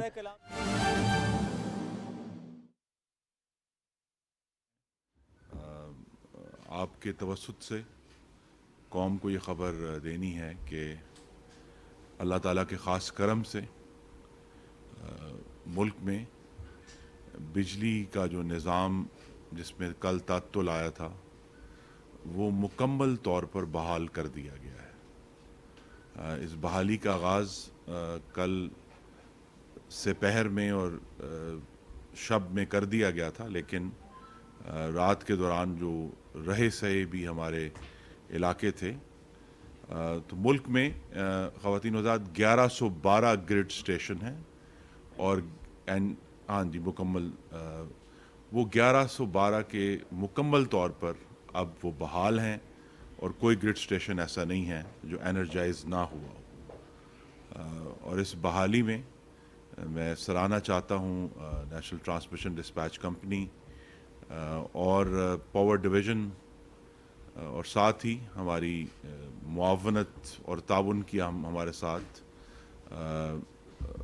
وزیر پانی نے اور چیئرمین واپڈا نے، چونکہ اس سارے معاملے میں تربیلا پاور سٹیشن اور منگلا اور غازی بروتھا کا بڑا اہم کردار ہے جس میں میں تھوڑی سی بات کروں گا. تو ہم نے کچھ جو ہمیں کل جو وسیع بریک ڈاؤن ہوا اس میں ہمیں کچھ بیچ میں ایک ریلیف تھا کہ وارسک ڈیم چل رہا تھا جس کی وجہ سے پشاور اور اسلام آباد ریجن کے کچھ علاقوں میں تمام وقت بجلی موجود رہی. اسی طرح سندھ میں اچ پاور سٹیشن چالو رہا اور وہ اس کی وجہ سے جو سیلاب زدہ علاقے ہیں سندھ کے لاڑکانہ، نوشہرو، خیرپور، ناتھن شاہ، میہڑ، وہ پورا علاقہ جو ہے وہ پورا دن وہاں مکمل طور پر بجلی بحال تھی اور کسی وقت بھی وہاں تعطل نہیں آیا. اور اسی کو ہم نے استعمال کیا بلوچستان کے جو مشرقی علاقے ہیں جو سیلاب زدہ ہیں ان کو بھی بجلی دینے کے لیے. تو وہاں پورا دن جو سندھ اور بلوچستان کے سیلاب زدہ علاقے تھے وہاں بجلی موجود رہی. ہمیں کچھ چیلنج آیا جو کہ ایک ٹیکنیکل چیلنج ہے کل صبح جب 7:30 بجے کہ ہمارے جو شمال اور جنوب کی جو ٹرانسمیشن لائن ہے اس میں ایک وولٹیج سوئنگ آیا، ایک اتار چڑھاؤ ہوا وولٹیج کا، جس کی وجہ ابھی تک ہمیں مخصوص طور پر معلوم نہیں ہو سکی.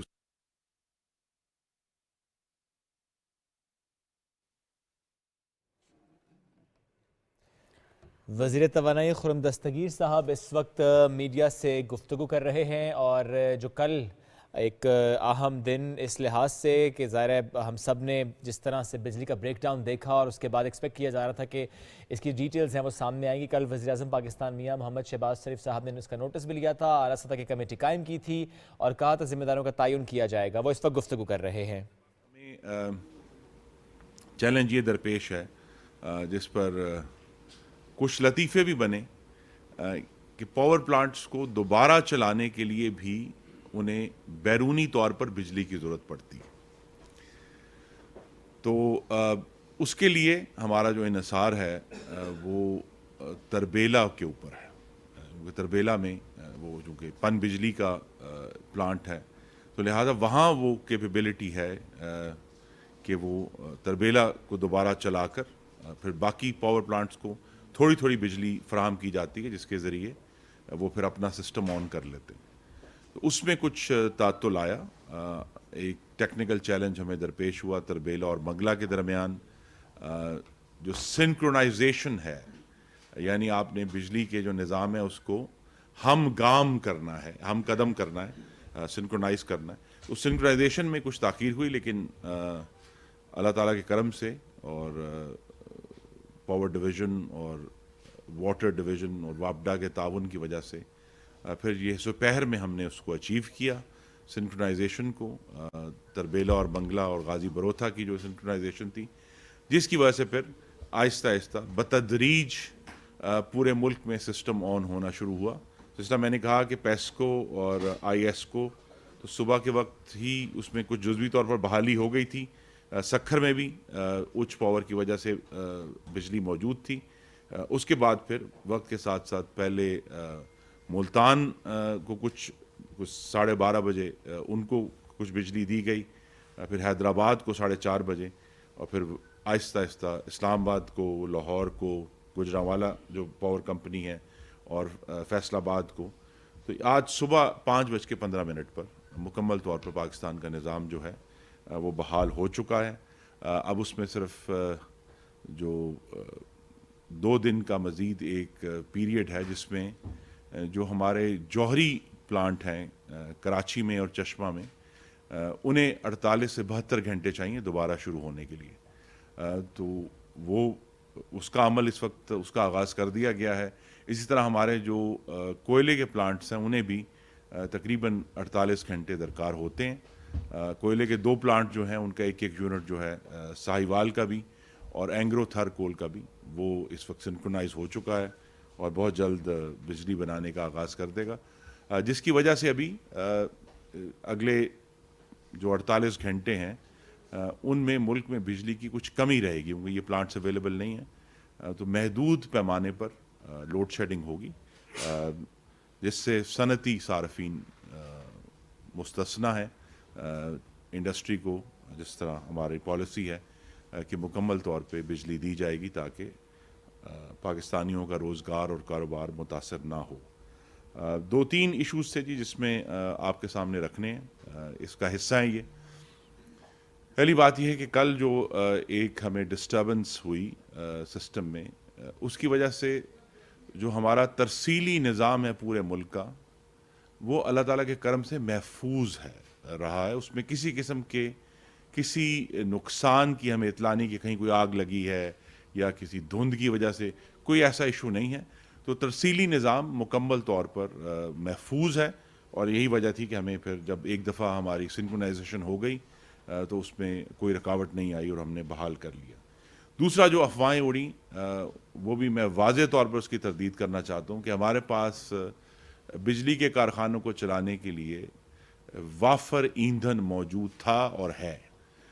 इस पर खबर उड़ी कि ये डीज़ल नहीं है, फर्नेस ऑयल नहीं है, वो सब मौजूद हैं और उन्हीं को इस्तेमाल करके हमने ये जो बहाली है ये हासिल की है। तो लिहाजा ये बड़ी वाज़े होना चाहिए कि मुल्क में ईंधन की कोई कमी अल्लाह ताला के करम से नहीं है और वाफर मौजूद है जिस तरह हमें ज़रूरत है। लेकिन उसके साथ ही एक बात जुड़ी हुई है कि हमें सार्फिन के बिजली के बिलों का भी ख्याल है, तो लिहाजा उसको कम से कम रखने के लिए, फ्यूल प्राइस एडजस्टमेंट को कम से कम रखने के लिए हम ये जो महंगे प्लांट हैं इनको कम से कम चलाते हैं।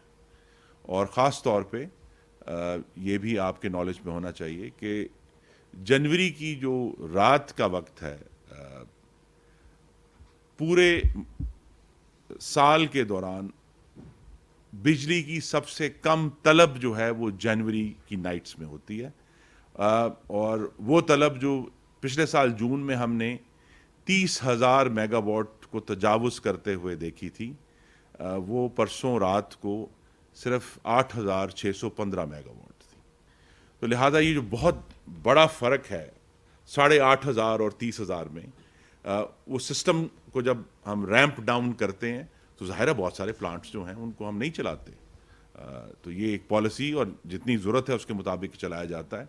दिन के वक्त अभी भी 11,500 से 12,500 तक की तलब होती है, जिसको हम इंशाल्लाह आज भी पूरा करेंगे और परसों तक तो इंशाल्लाह सब कुछ मुकम्मल तौर पर बहाल हो जाएगा।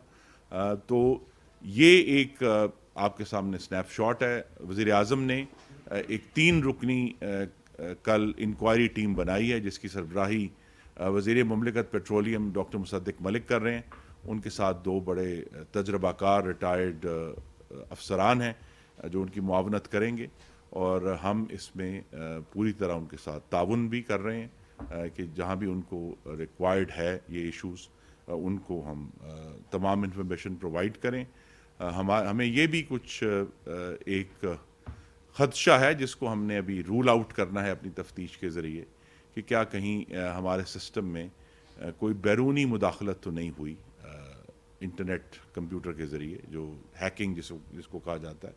اس کو بھی اگرچہ اس کی جو پاسبلٹی ہے, اس کے جو ممکنات ہیں وہ کم ہیں بہت, لیکن بہرحال چونکہ پچھلے دنوں میں ایسے کچھ واقعات ہوئے ہیں جن کی وجہ سے ہمیں اس پاسبلٹی کو بھی رول آؤٹ کرنا ہے. مینلی ایک ٹیکنیکل ایشو تھا جس کی وجہ سے پورے ملک میں ایک وسیع بریک ڈاؤن ہوا. اب اس کو بحال کر دیا گیا ہے اور آنے والے چند گھنٹوں میں ہم دیکھیں گے کہ وہ مکمل طور پر اس کی بحالی ہو جائے گی. یہ جو کل کا بریک ڈاؤن ہے اور اس سے پہلے کی بھی ہمیں بہت سارے جو معاملات ہیں ان کا براہ راست تعلق ہے کہ 2018 سے 22 کے دوران ملک کا جو پاور کا نظام ہے, جنریشن کا بھی اور ترسیل کا بھی, اس ترقی دشمن اور سی پیک دشمن حکومت کی وجہ سے اس میں ان سسٹمز میں کوئی نئی سرمایہ کاری نہیں کی گئی. ان کو بہتر کرنے کے لیے کوئی میکنزم کریٹ نہیں کیا گیا. اس سے پہلے بھی چند مہینے پہلے بھی ایک محدود بریک ڈاؤن ہوا تھا جس کو ہم نے ملک کے شمالی حصے تک ہی محدود نہیں آنے دیا تھا اور وہ ساؤتھ تک محدود رہا تھا. تو یہاں محسوس نہیں ہوا کہ ایک بریک ڈاؤن ہوا ہے. اس کی بھی یہ وجہ تھی کہ کراچی میں ایک بہت ہی حساس جو ہمارے پلانٹس ہیں ان میں جب تفتیش کروائی گئی تو یہ پتہ چلا کہ پرانے کنڈکٹر لگا دیے گئے تھے 2019 میں, جو کہ 20 سال پرانے تھے اور خستہ حال تھے, اور وہ جب ایک ایسا موقع آیا تو وہ بریک ڈاؤن ہوا. یہ صرف ایک مثال ہے. تو ہمیں روزانہ ایسے ایشوز کا سامنا ہے, تو لہٰذا ہم کوشش یہی کر رہے ہیں کہ نہ صرف جو بجلی کی جنریشن ہے جس میں زیادہ انٹرسٹ پایا جاتا ہے میڈیا کا بھی اور عوام کا بھی, لیکن جو ترسیل کا نظام ہے وہ بھی اتنا اہم ہے. ہم نے اس سے کل کے واقعے سے بہت سبق بھی سیکھے ہیں, جو کہ آج کچھ وقت کے بعد میں وزیر اعظم کو براہ راست رپورٹ کروں گا. لیکن اللہ تعالیٰ کا بہت کرم ہے کہ اب بجلی کا نظام مکمل طور پر بحال ہے اور اس کی ہم نگرانی کر رہے ہیں اور اس بات کو یقینی بنا رہے ہیں کہ ایسا واقعہ انشاءاللہ اب دوبارہ نہ ہو. اور وہ جو انویسٹمنٹس ہمیں کرنی ہیں نہ صرف لائنیں بچھانے میں بلکہ ان کی سیفٹی کے لیے وہ ہم کریں. اس وقت پاکستان میں جو سیفٹی کا واحد میکنزم ہے وہ جو سی پیک کے تحت لاہور مٹیاری لائن بچھائی گئی تھی ہائی وولٹیج, اس کے اندر کچھ پروٹیکشن میکنزم ہے جس کا ہم نے اکتوبر میں فائدہ بھی اٹھایا تھا اور وہ بریک ڈاؤن جو ہے اس کو ایک جغرافیائی طور پر محدود کر لیا تھا. لیکن یہ کہ اس کو ہمیں جو جدیدیت لے کر آنی ہے اس میں کچھ رکاوٹ آئی پچھلے 4 سال میں, لیکن اب اس میں جو ہمارے نیکسٹ منصوبے ہوں گے تو یہ سیفٹی میکنزم بھی اس بات کو یقینی بنانے کی کہ اگر ایسی کوئی خرابی پیدا بھی ہوتی ہے نظام میں تو اس کو وہیں محدود کر لیا جائے, اس کو انسولیٹ کر کے آپ وہیں روک لیں تاکہ یہ آگے تک نہ آئے. تو ہم اس پر بھی کوشاں ہیں اور اللہ تعالیٰ کے کرم سے تمام گرڈ اسٹیشن پاکستان کے بحال ہیں اکراس دا کنٹری. کراچی میں ہم جو ان کو 1100 میگا واٹ عام طور پہ روٹینلی دیتے ہیں وہ بھی انشاءاللہ ہم پرووائڈ کرنا شروع کر دیں گے. تو کراچی میں بھی مکمل طور پر بحالی بہت جلد ہو جائے گی. میں آپ کا بہت شکر گزار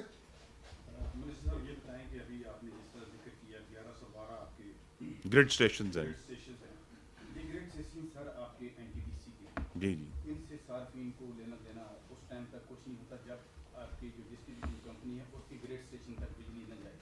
یا آپ کے سارے جو گریڈ اسٹیشن جو ڈسکوز ہوتے ہیں آپ اس چیز کو ایشور کرتے ہیں کہ تمام صارفین کو ڈسکو لیول پر بجلی تقسیم کر کمپنی کی سطح پر ان کے گھروں میں بجلی جا رہی ہے؟ جی جیسا میں نے کہا 5:15 بجے کوئٹہ الیکٹرک سپلائی کمپنی کو فائنلی ریسٹور کر دیا گیا تھا مکمل طور پہ. تو لہٰذا اب ڈسٹریبیوشن کے لیول پہ جہاں جو ہماری 10 ترسیل کار کمپنیاں ہیں پورے ملک میں वहाँ तक बिजली पहुँचा दी गई है। इसमें सिर्फ एक नोट ऑफ कॉशन ये है कि जो रूटीन की लोड शेडिंग है वो जारी है, वो तो ज़ाहिर है उसमें कमी और ख़त्म नहीं होगी। तो लिहाजा अब अगर कोई सार्फिन को बिजली में तातुल फील होता है तो वो लोड शेडिंग है, वो इस ब्रेक डाउन की वजह नहीं।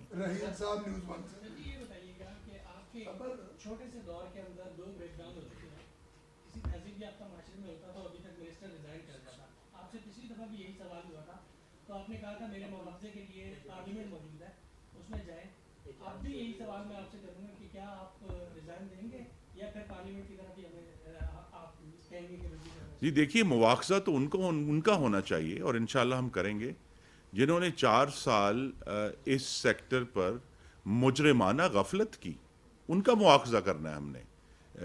जिन्होंने इन्वेस्ट नहीं किया, हम उनको एक इंफ्रास्ट्रक्चर देकर गए थे लाहौर मटियारी लाइन का, बड़ी बड़ी ट्रांसमिशन लाइंस का, उन्होंने या तो वो प्रोजेक्ट लगाने से इनकार कर दिया, जो कि अब आकर आप अगर ख़बरों पर नज़र दौड़ाएंगे तो पिछले 3 महीनों में मुल्क के चारों कोनों में जाकर मैंने नई ट्रांसमिशन लाइंस और नए ग्रिड स्टेशंस की बुनियाद रखी है। ये ज़रूरी इसलिए है, 4 साल का तातुल इसलिए बर्दाश्त नहीं किया जा सकता क्योंकि मुल्क की तवानाई की जो तलब है वो मुस्तकिल बढ़ रही है। आपने वक्त के साथ साथ जनरेशन में भी इजाफा करना है, ट्रांसमिशन में भी इजाफा करना है। तो अगर आप 4 साल रोक देंगे सारा काम और पीछे से तलब बढ़ रही है, और जैसे ही तलब जो है दोबारा ऑनलाइन आई है, एक ये भी वजह है कि 2 साल कोविड की वजह से जो बिजली की तलब थी वो छुपी रही, दबी रही।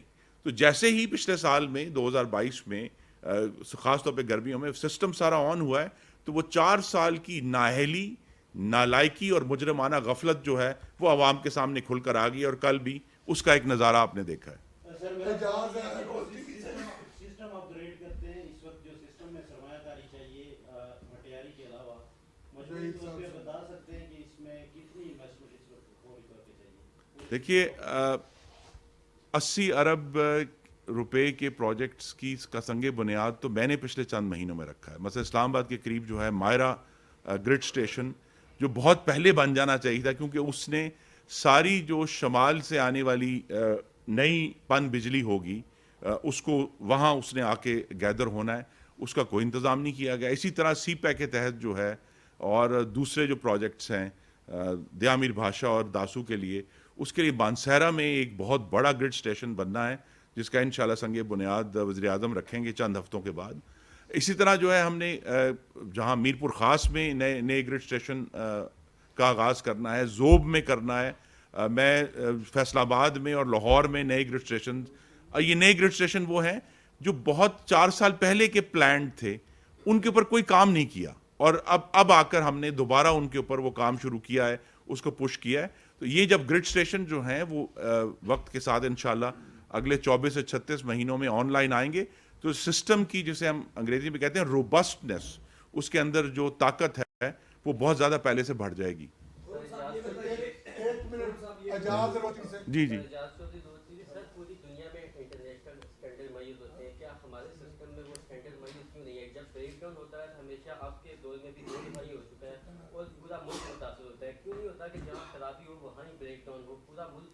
जी, यही मैंने अर्ज़ किया है कि ये इसके लिए जो इंसुलेशन मैकेनिज़्म है, जो प्रोटेक्टिव रिलेज हैं, वो सिर्फ लाहौर मटियारी लाइन में मौजूद हैं, बाकियों में हमें इन्वेस्टमेंट करनी है।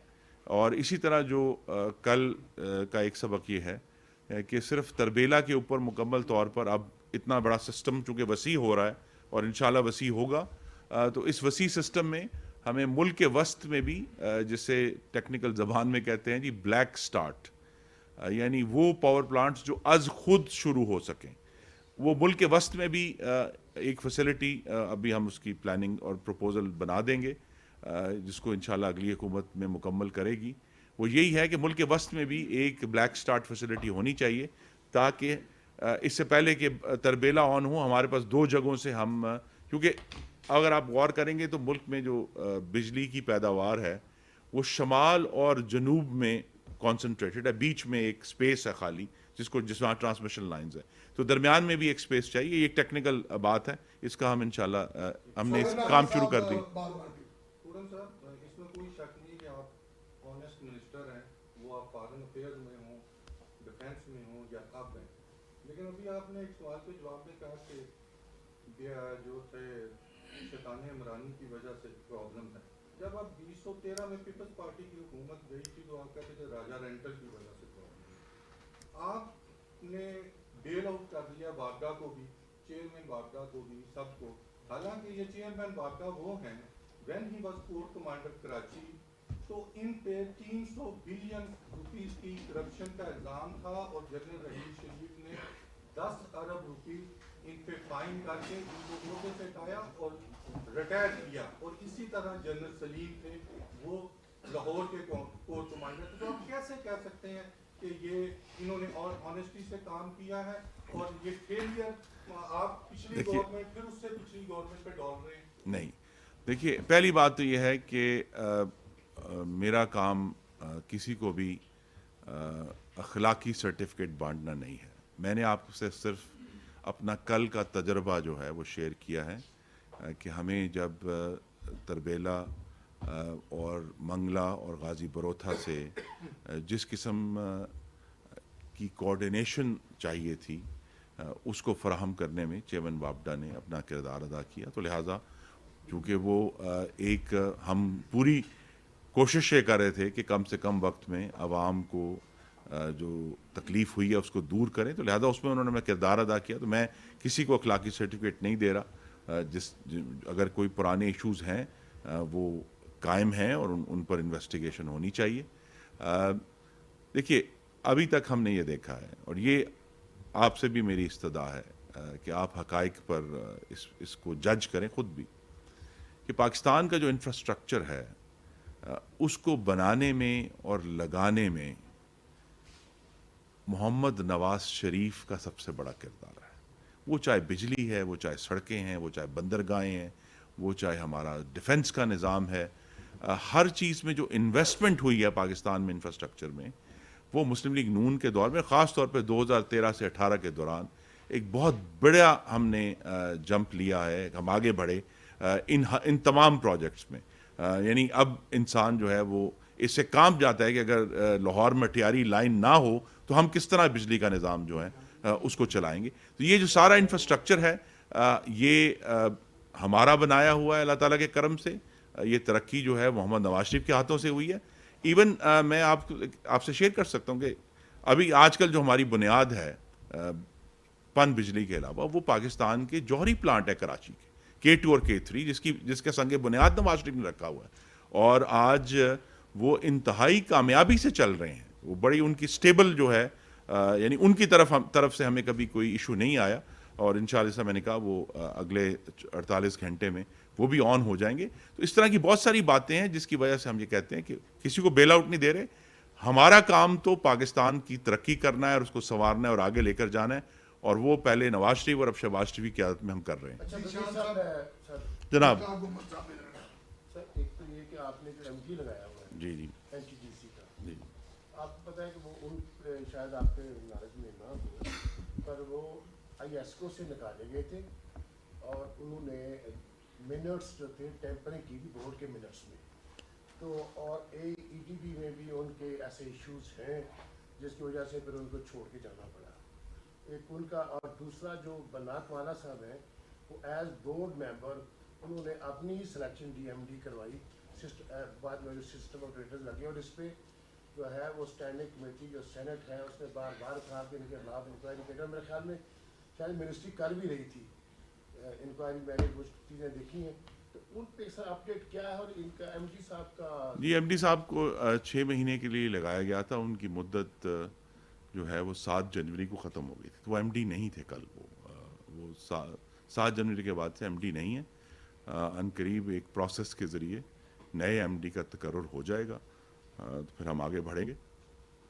دوسرے صاحب ہیں وہ بنات والا صاحب, ان کے بارے میں بھی آپ نے کچھ آبزرویشنز دی ہیں, وہ آلریڈی ہمارے نوٹس پہ ہیں, اور ہم نے بہت سخت نوٹس لیا ہوا ہے, اس کا بھی آپ نتیجہ دیکھیں گے بہت جلد. ذیشان دنیا سے صاحب یہ بتائیے, آپ نے کہا کہ ابھی ہمیں ایگزیکٹ فالٹ کا نہیں پتہ چلا, تو کیا یہ جو محکمہ ہے ان کی فیلئر ہے, آپ کے پاس ٹیکنالوجی نہیں ہے؟ एक दूसरी बात ये सर कि 2022 में भी ब्रेक डाउन हुआ, 2021 में भी हुआ, 2012 में भी हुआ है और 2006 में भी हुआ है। तो क्या आपने कहा हमने इसी से सीखा, तो पिछले से आपने क्यों नहीं सीखा? जी 2022 का तो मैंने आपसे अर्ज किया, बड़ा वाज़ेह था कि 2019 में खस्ता हाल कंडक्टर लगा दिए गए थे कराची में, कराची से बाहर जो हमारी एक बहुत हसास ट्रांसमिशन लाइन है उसके ऊपर। तो 2022 का जो तात्तुल आया था, जो कि मुल्क के शमाल में महसूस नहीं हुआ, यहाँ तो 1 मिनट के लिए भी बिजली नहीं गई थी, लेकिन ये कि वो एक इशू था जिसको हमने फिर फौरी तौर पर सॉल्व किया, उसको मेंटेन किया, तो वो तो वाज़ेह है। हमारे पास जो नताइज हैं उस ख़राबी के, उसका तो पूरा रिकॉर्ड हमारे सिस्टम में रिकॉर्ड होता है एग्जैक्टली कि 7:34 और इतने सेकंड के ऊपर ये सिस्टम में फॉल्ट क्रिएट हुआ। लेकिन जिस चीज़ ने वो फॉल्ट क्रिएट किया उसकी तफ्तीश जारी। हमारे पास पूरा रिकॉर्ड है, तमाम ग्रिड्स में मुख्तलिफ़ किस्म के आलात मौजूद हैं जो उसको रिकॉर्ड करते हैं, लेकिन उसका जो सोर्स है वो अभी उसके लिए हमें ज़्यादा डीपर इन्वेस्टिगेशन चाहिए, जो हम कर रहे हैं इंशाअल्लाह। याद सैयद साहब जियो से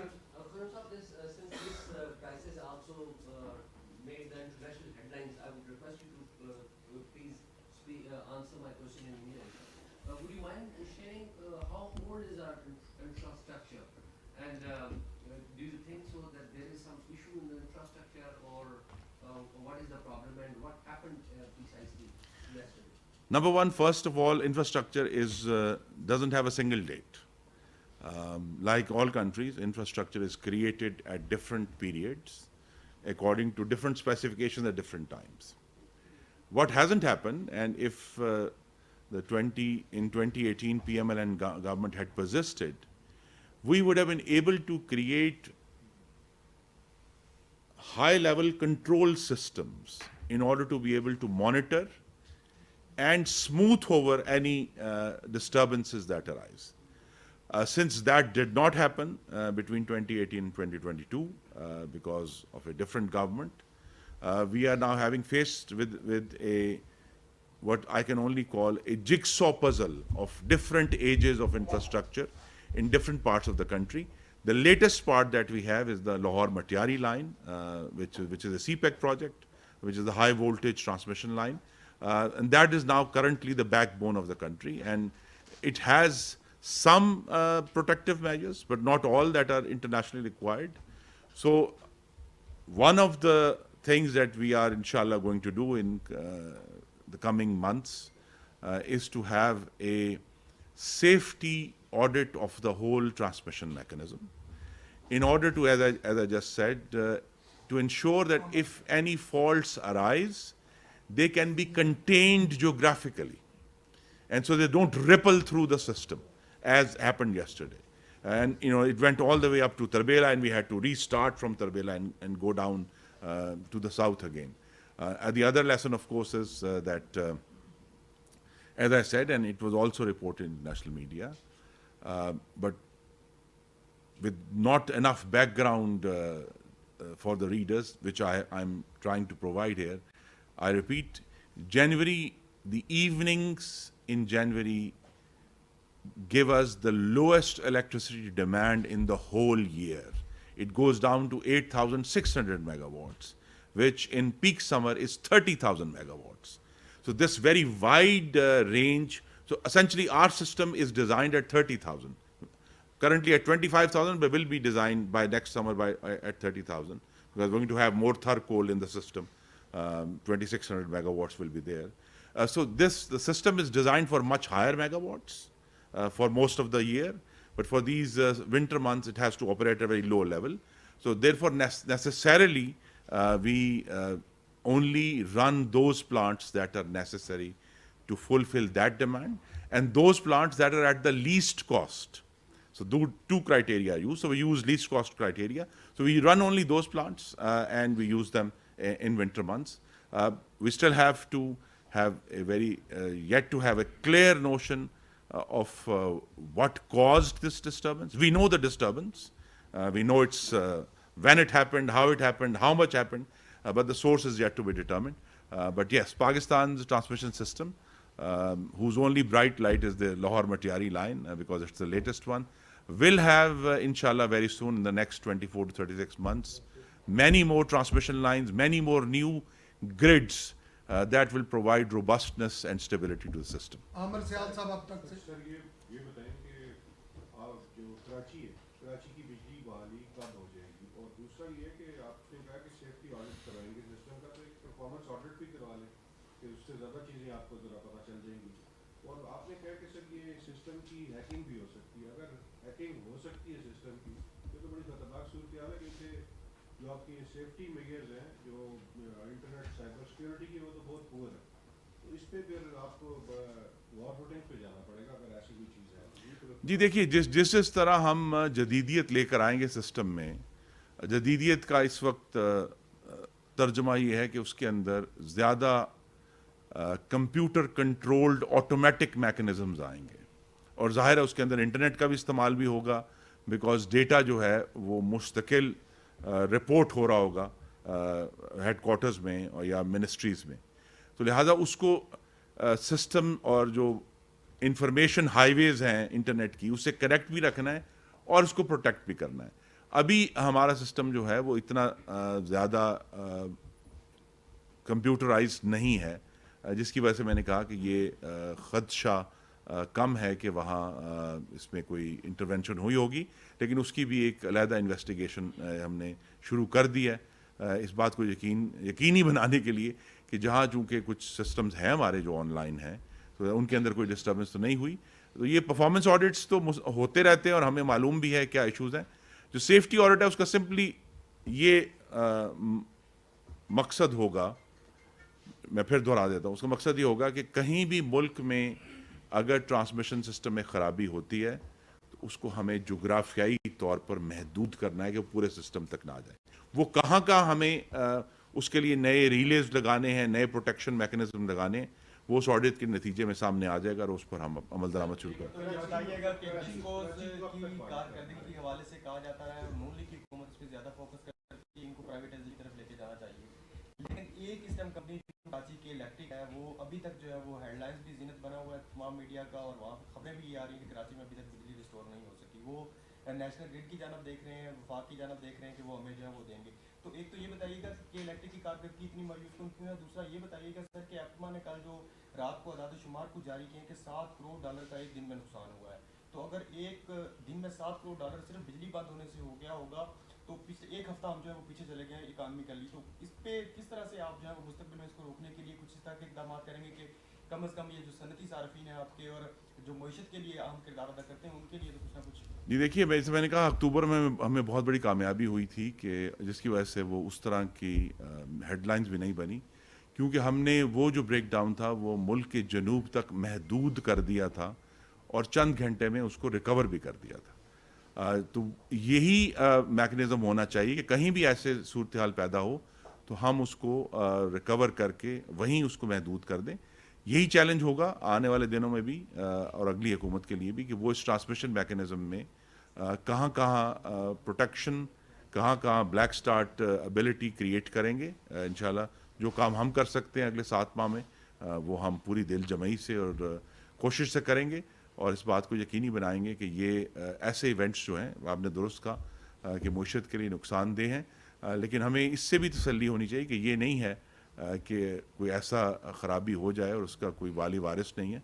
हमने पूरी दिल जमई से कोशिश की है कल पूरे महकमा जात को इकट्ठा करके कि जितनी जल्दी ह्यूमनली पॉसिबल हो सिस्टम को रिकवर किया जाए और अल्लाह ताला ने कामयाबी दी। जी के इलेक्ट्रिक को उन्होंने अपना अंदरूनी निज़ाम नुकसानात के हवाले से तो बहुत बेहतर किया है, लेकिन एक जो अभी भी कमी है वो ये है कि उनका जो दारो मदार अभी तक कौमी ग्रिड के 1000 से 1100 मेगावाट के ऊपर है, तो लिहाजा उसकी वजह से वो कराची के शहरियों को इस वक्त तकलीफ़ है। तो कराची इलेक्ट्रिक की जो ड्यूटी थी वो ये थी कि उन्होंने अपनी जो बिजली बनाने की सलाहियत ख़ुद पैदा करनी थी, वो अभी तक नहीं कर पाए इतने सालों में, और जिसकी वजह से उनका दारोमदार है।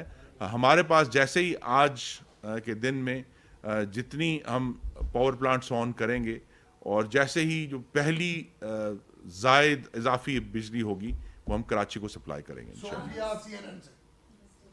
Thank you so much for explaining everything that you have so far. I have a question about when are we expecting the Prime Minister's committee to release their findings after the investigation into what has happened, and can you confidently say that in the coming year that we will not be seeing this kind of breakdown again on Pakistan's national stage? The Prime Minister's committee is supposed to submit its first report within 7 days, so we will have very soon. As I said, we are cooperating fully with the Prime Minister's committee to ensure that they have all the data and the facts available to them to make a honest and logical report to the Prime Minister.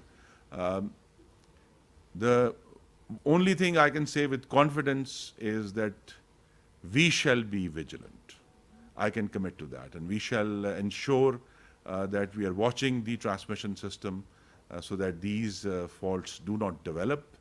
But these are, in the parlance of political science, black swan events, which can happen at any time in any grid in the world. They do happen across the world, these breakdowns, and then they are recovered. So the important part is how good is the recovery capability, and that I can commit that we have demonstrated that we have a recovery capability, and we shall be improving and enhancing this recovery capability in the months to come.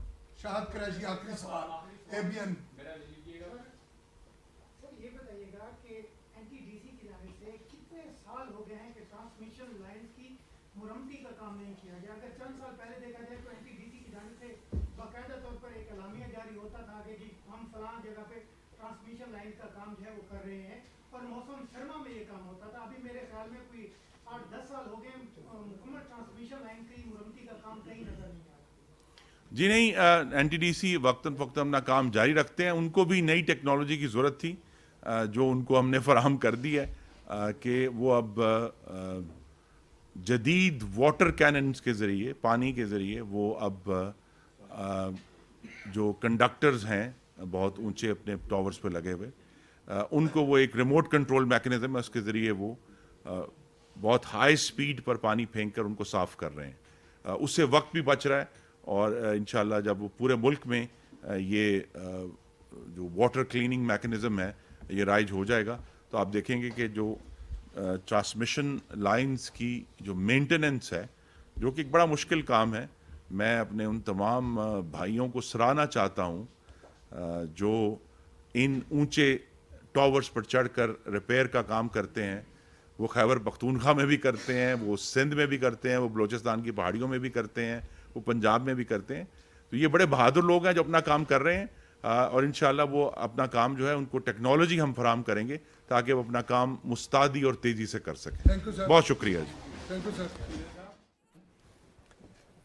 वज़ीर तवानाई खुर्रम दस्तगीर media से गुफ्तगू कर रहे थे और कल जो सूरत हाल दरपेश रही उससे मुतालिक तफसीली प्रेस कॉन्फ्रेंस करते हुए उन्होंने तमाम सहाफ़ियों के सवालों के जवाब भी दिए। खुर्रम दस्तगीर ने बताया कि कल जो भी प्रॉब्लम फेस करना पड़ा उसको फिक्स किया जा चुका है। वापस अपने मेहमानों की तरफ आते हैं, मौज़ूआत की तरफ आते हैं, और आज तालीम का दिन मनाया जा रहा है, उस पर कुछ बात करते हैं। अक़वाम मुत्तहिदा के तहत ये तालीम का दिन मकसद क्या है? अमन और तरक्की के लिए जो तालीम है इसकी अहमियत को उजागर करना, और UN के बैनुल-अक़वामी चार्टर बराए इंसानी हुकूक़ के सेक्शन 26 के तहत तालीम इंसान का बुनियादी हक है, रियासत की जिम्मेदारी होती है तालीम, और इसी चार्टर के मुताबिक अवाम को मुफ्त और लाजमी बुनियादी तालीम फराहम करना ये रियासत का फ़र्ज़ करार दिया गया है। तालीम जिससे मुताल्लिक़ हम सब जानते हैं ये हासिल करना हर इंसान का बुनियादी हक है। तो इसी मौके पर जो हमारा सेगमेंट है शमाए इल्म, हमें ज्वाइन कर रहे हैं माहिर तालीम फजल रब्बी साहब। तालीम के मंसूबे पर हुकूमत पाकिस्तान के साथ मिलकर वो काम कर रहे हैं, USAID को रिप्रेजेंट करते हैं, 15 साल से पाकिस्तान में काम कर रहे हैं। USAID तो कितना काम हुआ, किस किस एरिया में हुआ, इंफ्रास्ट्रक्चर हो, करिकुलम हो, बच्चे की तालीम पर किस तरह से फोकस किया गया, इस पर बात करते हैं। अस्सलाम वालेकुम जी, कैसे हैं आप? अस्सलाम वालेकुम, कैसे हैं आप? अल्हम्दुलिल्लाह। सर, USAID इन पाकिस्तान तालीम के मैदान में अगर मैं कहूँ ओवरव्यू प्लीज़ दीजिएगा तो क्या होगा वो? Thank you very much for having here. सबसे पहले तो तालीम बहुत बड़ा इम्पोर्टेंट एक एरिया है जिसको आपने आज चूज़ किया है, और आज चूँकि इंटरनेशनल डे है तालीम के हवाले से, तो मैं सबसे पहले तो ये बात करूँगा कि किसी भी नेशन के लिए ان کے ڈیولپمنٹ کے لیے بنیادی جو ایک چیز ہے وہ تعلیم ہے. تعلیم کے علاوہ کوئی قوم ترقی نہیں کر سکتی. USAID دنیا میں تقریباً 80 ممالک میں کام کر رہے ہیں. اس طرح حکومت پاکستان کے ساتھ مل کے ہم نے جب سے مشنری اوپن ہوا ہے 2002 میں ہم نے کافی منصوبے پہ کام کیا ہے گورنمنٹ آف پاکستان کے ساتھ مل کر, جس میں انفراسٹرکچر بھی شامل ہے ایکسیس کو امپروو کرنے کے لیے. اس میں کوالٹی امپرومنٹ کے لیے ہم نے ٹیچر ٹریننگ ہے, ریڈنگ مٹیریل ہے, اس طرح کی چیزیں ہیں. بیسک اور ہائر ایجوکیشن دونوں میں ہم نے سپورٹ کیا ہے اور ابھی تک ہم کر رہے ہیں. بالکل ٹھیک ہے. اور سر بچیوں کی تعلیم کے لیے USAID نے کچھ اسپیشل پلانز مرتب کیے؟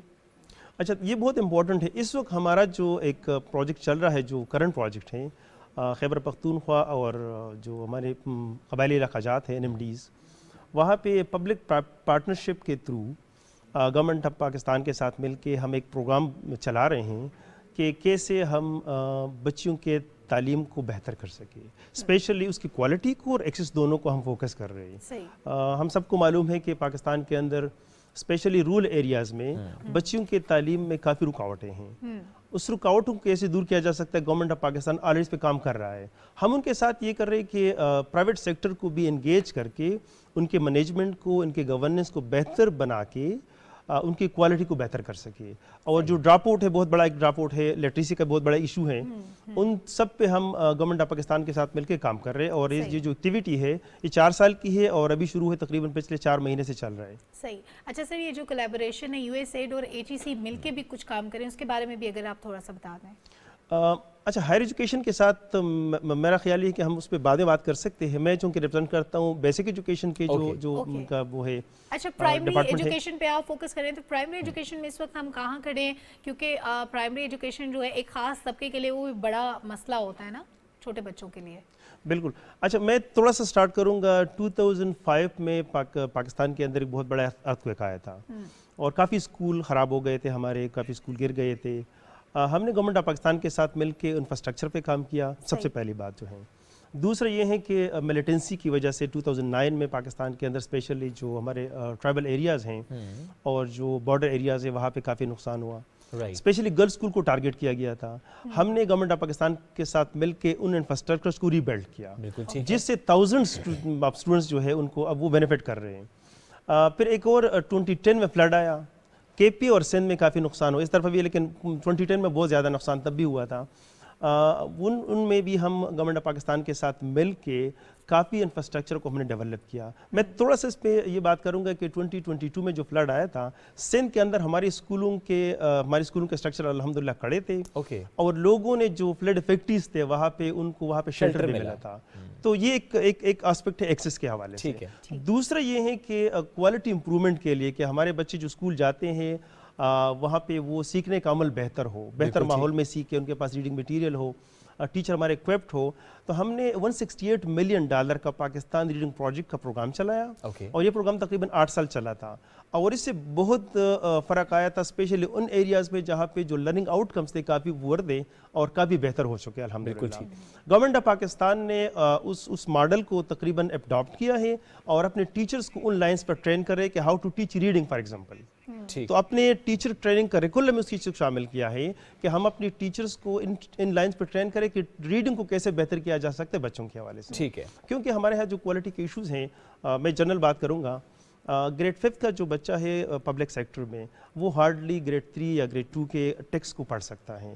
اس کی کئی وجوہات ہیں, لیکن ایک وجہ یہ بھی ہے کہ ہمارے جو ٹیچرز ہیں ان کو میرے خیال میں ریگولرلی ٹریننگ کی ضرورت ہوئی ہے. اگر میں کہوں سر یہی ایک امپورٹنٹ چیز ہے کہ ٹیچرز کی ٹریننگ, تو آپ کہیں گے جی ایسا ہی ہے, ٹیچرز کی ٹریننگ امپورٹنٹ ہے. بیسیکلی ایک آسپیکٹ ہے جو میں بتا رہا ہوں. ٹھیک ہے. دوسرے کہ ہمارے بچوں کو ایڈیشنل ریڈنگ مٹیریل چاہے ٹیکسٹ بکس کے علاوہ, تو اس پروجیکٹ کے تھرو ہم نے پشتو میں, سندھی میں, اردو میں ریڈنگ مٹیریل ڈیولپ کر کے بچوں کو دیا. پھر ہم نے ٹیچرز کو ٹیبلٹ دیے جس میں آلریڈی لیسن تھے وہاں پہ کہ کیسے آپ لوگوں نے ان مٹیریلز کو یوز کرنا ہے. تو اس سے کافی فرق پڑا تھا. ہم نے ایک اسیسمنٹ کروائی اور دنیا کے اندر سب سے بڑی اسیسمنٹ ہم نے پاکستان کے اندر کروائی. اور that's how you are doing. Sir وقت کی قلت تھی اس لیے اس طرح بات نہ کر پائے, بٹ بہت شکریہ آپ ساتھ موجود تھے. اس موضوع پہ ہم سے گفتگو کرتے ہیں کیسے USAID پاکستان میں کام کر رہا ہے تعلیم کے میدان میں. ایک بریک کی طرف بڑھنے کے لیے واپس آتے ہیں, ساتھ رہیے.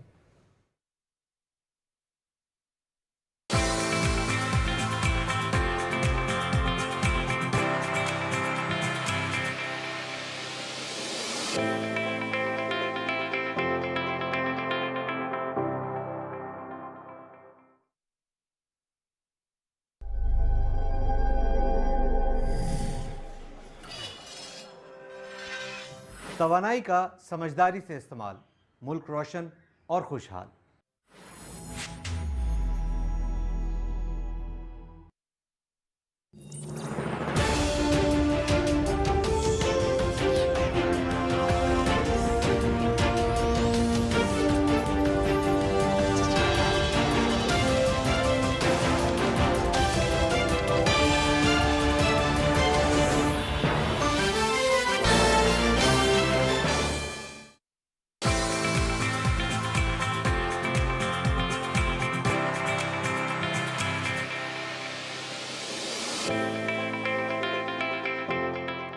Welcome back. ہمارے ساتھ موجود ہیں دو لٹل سٹارز. ان کے بارے میں بہت زیادہ نہیں بولوں گی کیونکہ آپ ان کو ٹی وی پہ مختلف ڈراموں میں دیکھتے رہتے ہیں. ہمارے ساتھ موجود ہیں فائق منصور اینڈ فاتق منصور. ہیلو، کیسے ہیں آپ دونوں؟ میں ٹھیک، آپ بتائیں کیسی ہیں؟ الحمدللہ بالکل ٹھیک ٹھاک. دیکھیں جی 15 سال کے فائق اور 7 سال کے فاتق، ایک ہے 8ویں کلاس میں، ایک ہے پریپ کلاس میں. یہ پڑھائی کے ساتھ ایکٹنگ کیسے کرتے ہیں بھائی؟ کیسے کرتے ہو؟ بس جو ہمارے زیادہ شوٹ ہوتے ہیں وہ سیٹرڈے سنڈے ہو جاتے ہیں. اچھا، تو ہم لوگ ایسے کچھ کرتے ہیں. آج بھی آپ شوٹ سے چھوڑ کے آئے ہیں؟ ہاں آج بھی شوٹ سے ہی آئے ہیں. فاتق کیا حال ہے؟ ٹھیک. ناشتہ کیا ہے؟ کر کے شوٹ میں مزہ آتا ہے؟ ہاں بہت مزہ. بہت مزہ آتا ہے. کس طرح کی شوٹ کرنا پسند ہے فاتق؟ برانڈ کا شوٹ کرنا پسند ہے، ایکٹنگ کرنا پسند ہے، کیا پسند ہے؟ ایکٹنگ کرنا. ایکٹنگ کرنا پسند ہے. اور کس ڈرامے میں سب سے زیادہ مزہ آیا ایکٹنگ کر کے؟ شہزادی ڈائنا. زیادہ کچھ واو. اور آپ کا پری زاد میں ایک بڑا اچھا آپ کا میں نے دیکھا تھا کلپ، وہ اس میں آپ کو کیسا لگا کام کر کے؟ بہت اچھا لگا اور بہت آٹوگراف لینے آتے ہیں لوگ؟ ہاں بس اللہ کا شکر. نہیں ماشاءاللہ، اسپیشلی اگر ہم فائق کی بات کریں تو فائق تو ظاہر ہے بہت زیادہ اب ہم سب جان چکے ہیں ان کو، ان کا کام بھی دیکھتے ہیں. فائق آگے چل کر اس کو بالکل کیریئر کے طور پر لے کر جانا چاہتے ہو؟ ہاں انشاءاللہ تعالیٰ. اوکے، تو یہ جو شوق ہے آپ کے اندر تھا یا فیملی نے کہا یا کسی نے کہا یار بڑے پیارے ہیں تو ان کو ایکٹنگ کی طرف لے کر جاؤ؟ نہیں فیملی نے کہا، بس شوق تھا میرے اندر تو میں نے سوچا بس پھر ہم نے سٹارٹ کیا. اوکے، سٹارٹنگ میری ہوئی بس ہوگی سٹارٹنگ ہوگی.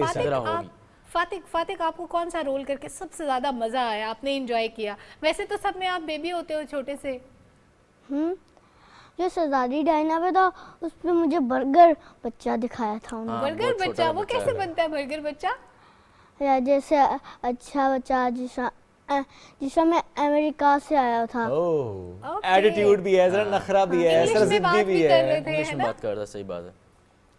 اچھا، کوئی ایسا ڈرامہ یا ایسا شوٹ جس میں آپ نے اکٹھے ایکٹ کیا ہو؟ یا نہیں ابھی تک ایسا موقع نہیں آیا. ابھی کبھی دیکھا آپ نے ان کو کہ جب ان کی ایکٹنگ ہو رہی ہوتی ہے کہ وہ کتنے ری ٹیکس ہو رہے ہوتے ہیں یا اس سیٹ پہ آپ نہیں ہوتے؟ میں نہیں ہوتا، میرا وہ ہوتا ہے بھائی. ویسے گھر پہ ایک دوسرے کے ڈراماز دیکھتے ہیں آپ؟ ہاں دیکھ لیتے ہیں کبھی کبھی، ایسے نہیں دیکھتے. پھر ایک دوسرے کو کہتے بھی یار یہاں تم یہ بھی کر سکتے تھے یار؟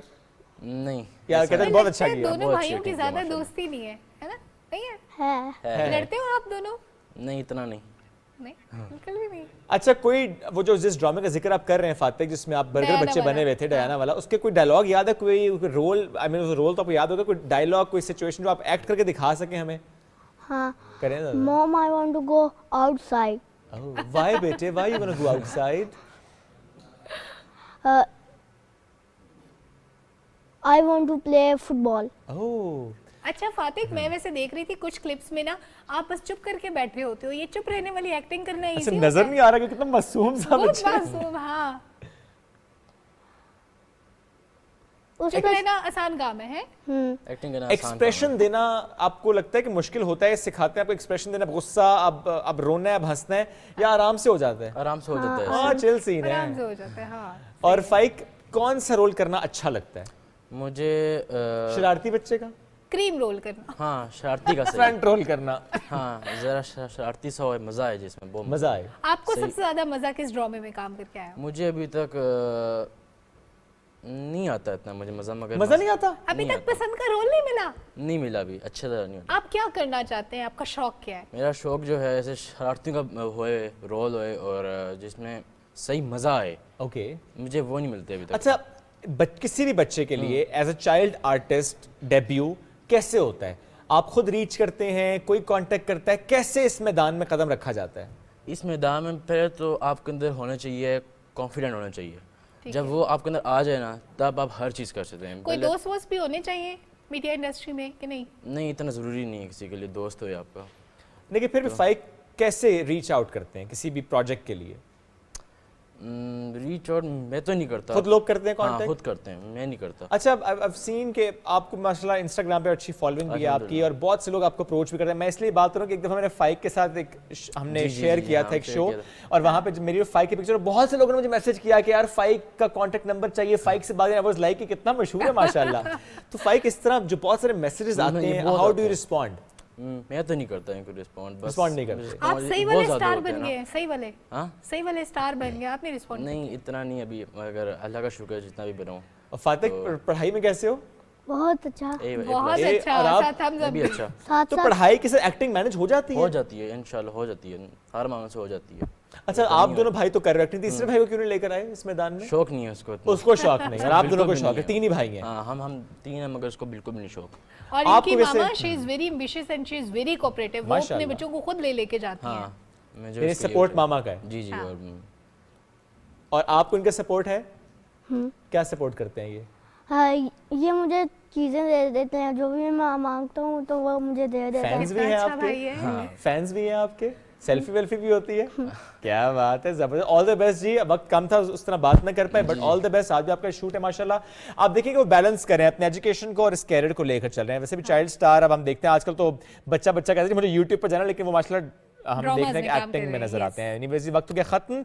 मुलाकात नए मेहमानों के साथ करेंगे, कोशिश करेंगे दोबारा किसी दिन इनको मदद करें और ज़्यादा बात हम कर पाएँ, ज़्यादा एक्सप्लोर कर पाएँ कि किस तरह से इन्होंने काम सीखा और कैसे इसको आगे लेकर चल रहे हैं। मुलाकात कल करेंगे, तो हम याद रखिए। अल्लाह हाफ़िज़। अल्लाह हाफ़िज़।